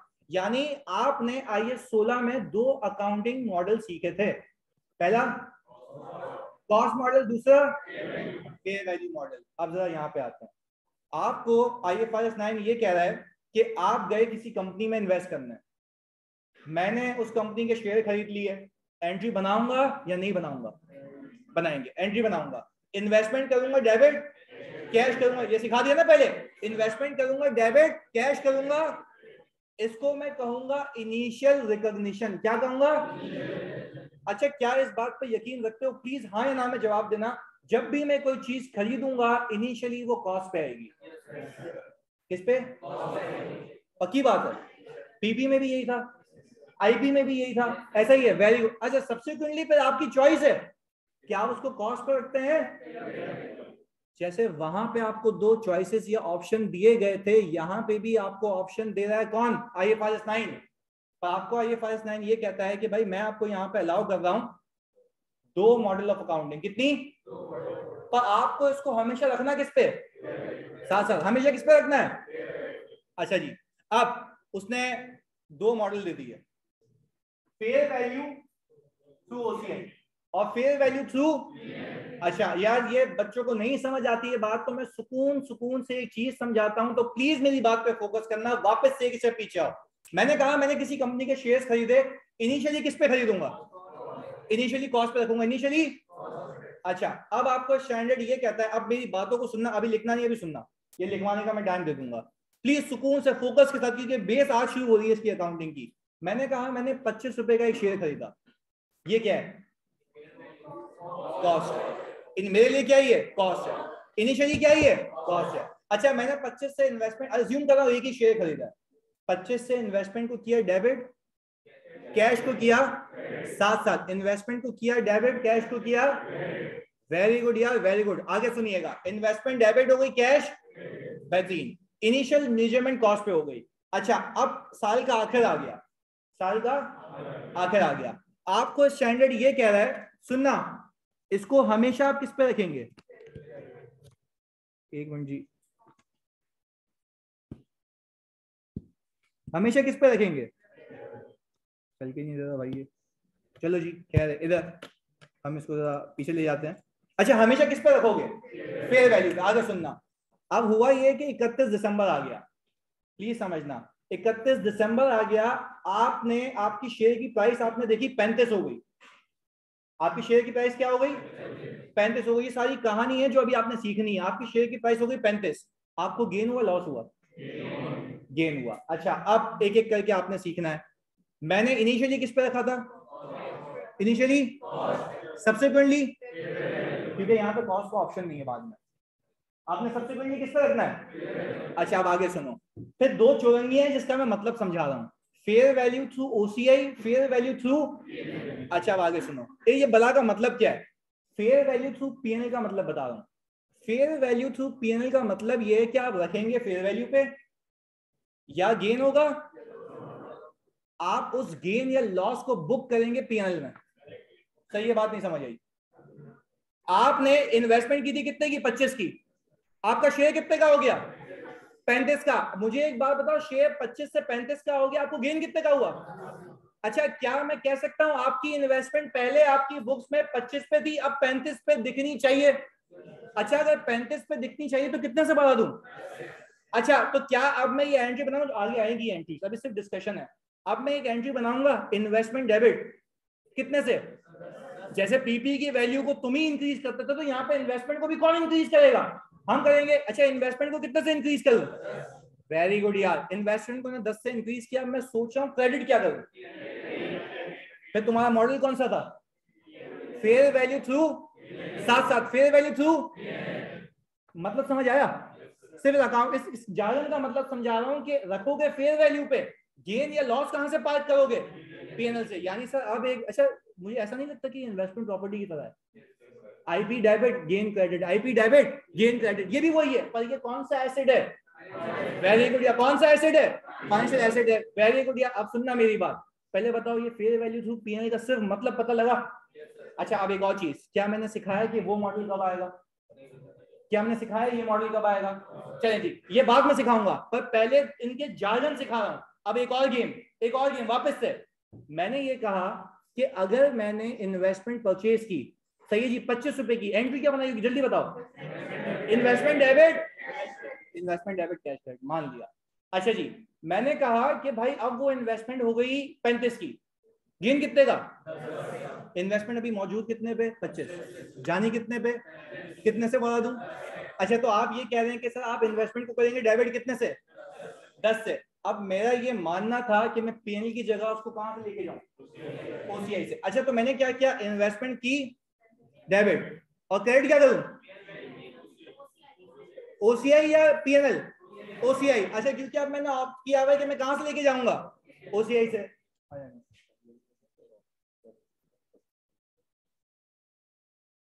सही। ओके अच्छा जी, इधर आप सुनो इधर प्लीज। अब मुझे एक बात बताओ सुकून से, तो मुझे एक बात बताओ, पहले और दूसरे मॉडल में क्या मैंने फेयर वैल्यू पे नहीं रखा? वापस से, पहले मॉडल में फेयर वैल्यू पे रखा नहीं रखा? दूसरे में फर्क क्या है? पीएनएल और ओसीआई का साथ साथ पीएनएल, पीएनएल। यानी सर आपका अकाउंटिंग मॉडल आपको डिसाइड करना है डे 1 पे। आपका अकाउंटिंग मॉडल कब डिसाइड करना है? डे 1 पे। अच्छा जी, यानी अब मुझे एक बात बताओ, जैसे पीपी में रीवैल्यूएशन सरप्लस आता था, यहाँ पे भी सरप्लस आएगा? तो कौन से मॉडल में? ओसीआई वाले में या उसमें? ओसीआई वाले में। अच्छा पर मैं अभी आपसे सिर्फ इतना पूछ रहा हूँ, क्या मैंने बच्चों आपको ये बताया कि ये मॉडल कब यूज होगा? ये मॉडल कब यूज होगा? मैंने आपको सिर्फ ये बता दिया कि दोनों का मतलब क्या है। अच्छा अब मैं जिससे पूछूंगा वो बता दे आगे, जानी आप बताओ जल्दी से, वो पीछे आगे, ये जी जी आप आओ। आप मुझे ये बताओ फेयर वैल्यू थ्रू ओसीआई का मतलब क्या है, जल्दी। नहीं पहले ये बताओ कि मैं रखूंगा किस पे? क्या सही कह रहा, रखूंगा किस पे? अच्छा अगर गेन आया तो कहां से लेके जाऊंगा? पीएनएल। अगर गेन आएगा तो कहां से? पीएनएल। इसका मतलब क्या होगा? फेयर वैल्यू थ्रू, यानी I have carried my investment at fair value, I have carried my investment at changes have been park through, इसलिए इसका नाम क्या है? वापस से, मैंने कहा I have carried my investment at fair value, changes have been park through OCI. तो बोलूंगा ना। अच्छा भाई वापस से दोनों बात प्लीज यार मेरे लिए आखिर में। मुझे बताओ इन्वेस्टमेंट को रखूंगा किस पे? फेयर वैल्यू पे। इन्वेस्टमेंट को रखूंगा किस पे? अच्छा पहले वो वाला बता रहा हूँ, changes have been park through, इस मॉडल को क्या नाम दूंगा? Fair value through PNL. अच्छा वापस से, इन्वेस्टमेंट को रखा हुआ किस पे? Changes have been park through, इसका नाम क्या है? आप सिखाता हूँ गेम क्या है। तुमने किसी कंपनी की इन्वेस्टमेंट देखी, सुनना, इन्वेस्टमेंट देखी, इन्वेस्टमेंट वो किस पे आ रही होगी? गलत। किस पे? Fair value. किसने कहा? फेयर वैल्यू पे। Very good. वापस से, तुमने किसी कंपनी के रिपोर्टिंग डेट के फाइनेंशियल स्टेटमेंट पिक किए, उसमें इन्वेस्टमेंट आ रही है। अब सुनो, अब मैं सोचने का तरीका सिखा रहा हूँ। उस इन्वेस्टमेंट के अंदर डेट सिक्योरिटीज भी होंगी और इक्विटी भी। भाई माइंड मैप बन रहा है कि कैसे होती है? इक्विटी भी होगी। तुम नोट्स में गए, नोट्स में कौन सी सिक्योरिटी पिक की? इक्विटी। कौन सी सिक्योरिटी? इक्विटी। अच्छा तुमने देखा, प्लीज समझना, तुमने देखा कि यूनिलीवर के शेयर्स आ रहे हैं, उसके नंबर ऑफ शेयर्स आ रहे हैं, उसकी अमाउंट आ रही है। मुझे सिर्फ इतना बताओ वो जो अमाउंट होगी वो किस पे कैरी हो रही होगी? वेरी गुड यार। अगर अगर अगर अगर तुम्हें ये पता करना है कि ये फेयर वैल्यू थ्रू ओसीआई पे है या फेयर वैल्यू थ्रू पीएनएल पे, दो तरीके हैं, या तो उसकी अकाउंटिंग पॉलिसी पढ़ो या तो पीएनएल में जाओ। पीएनएल में अगर तुम्हें दिखता है fair value gain on revaluation of investment, साथ साथ fair value gain on revaluation of, साथ साथ बोलोगे फेयर वैल्यू गेन ऑन, बेहतरीन। अगर तुम्हें वहां पे दिखा fair value gain on revaluation of investment, तो मुझे तुम बताओ कि ये इन्वेस्टमेंट किस पे कैरी हो रही है? Fair value to OCI PNL? पक्की बात है। तो कैसे पता लगाइए? तुम्हें ये कैसे पता फेयर वैल्यू पे? सर रखना किस पे? फेयर वैल्यू पे। Very good. या तो पे आपका मॉडल होगा या तो फेयर वैल्यू थ्रू पीएनएल या तो फेयर वैल्यू थ्रू ओसीआई। अच्छा जी, अब मुझे एक आखिरी बात बता दो, आखिरी बात पे हम इसको कंक्लूड करेंगे, अगली क्लास में कंटिन्यू करेंगे। आखिरी चीज, तुमने देखा पीछे इक्विटी सिक्योरिटी आ रही है किस पे? फेयर वैल्यू पे। तुमने देखा पीएनएल में कोई फेयर वैल्यू गेन लॉस नहीं आ रहा, ओसीआई आ रहा होगा। अगर ओसीआई में आ रहा तो उसका मतलब क्या, तुमने किस पे रखा हुआ? Fair value through.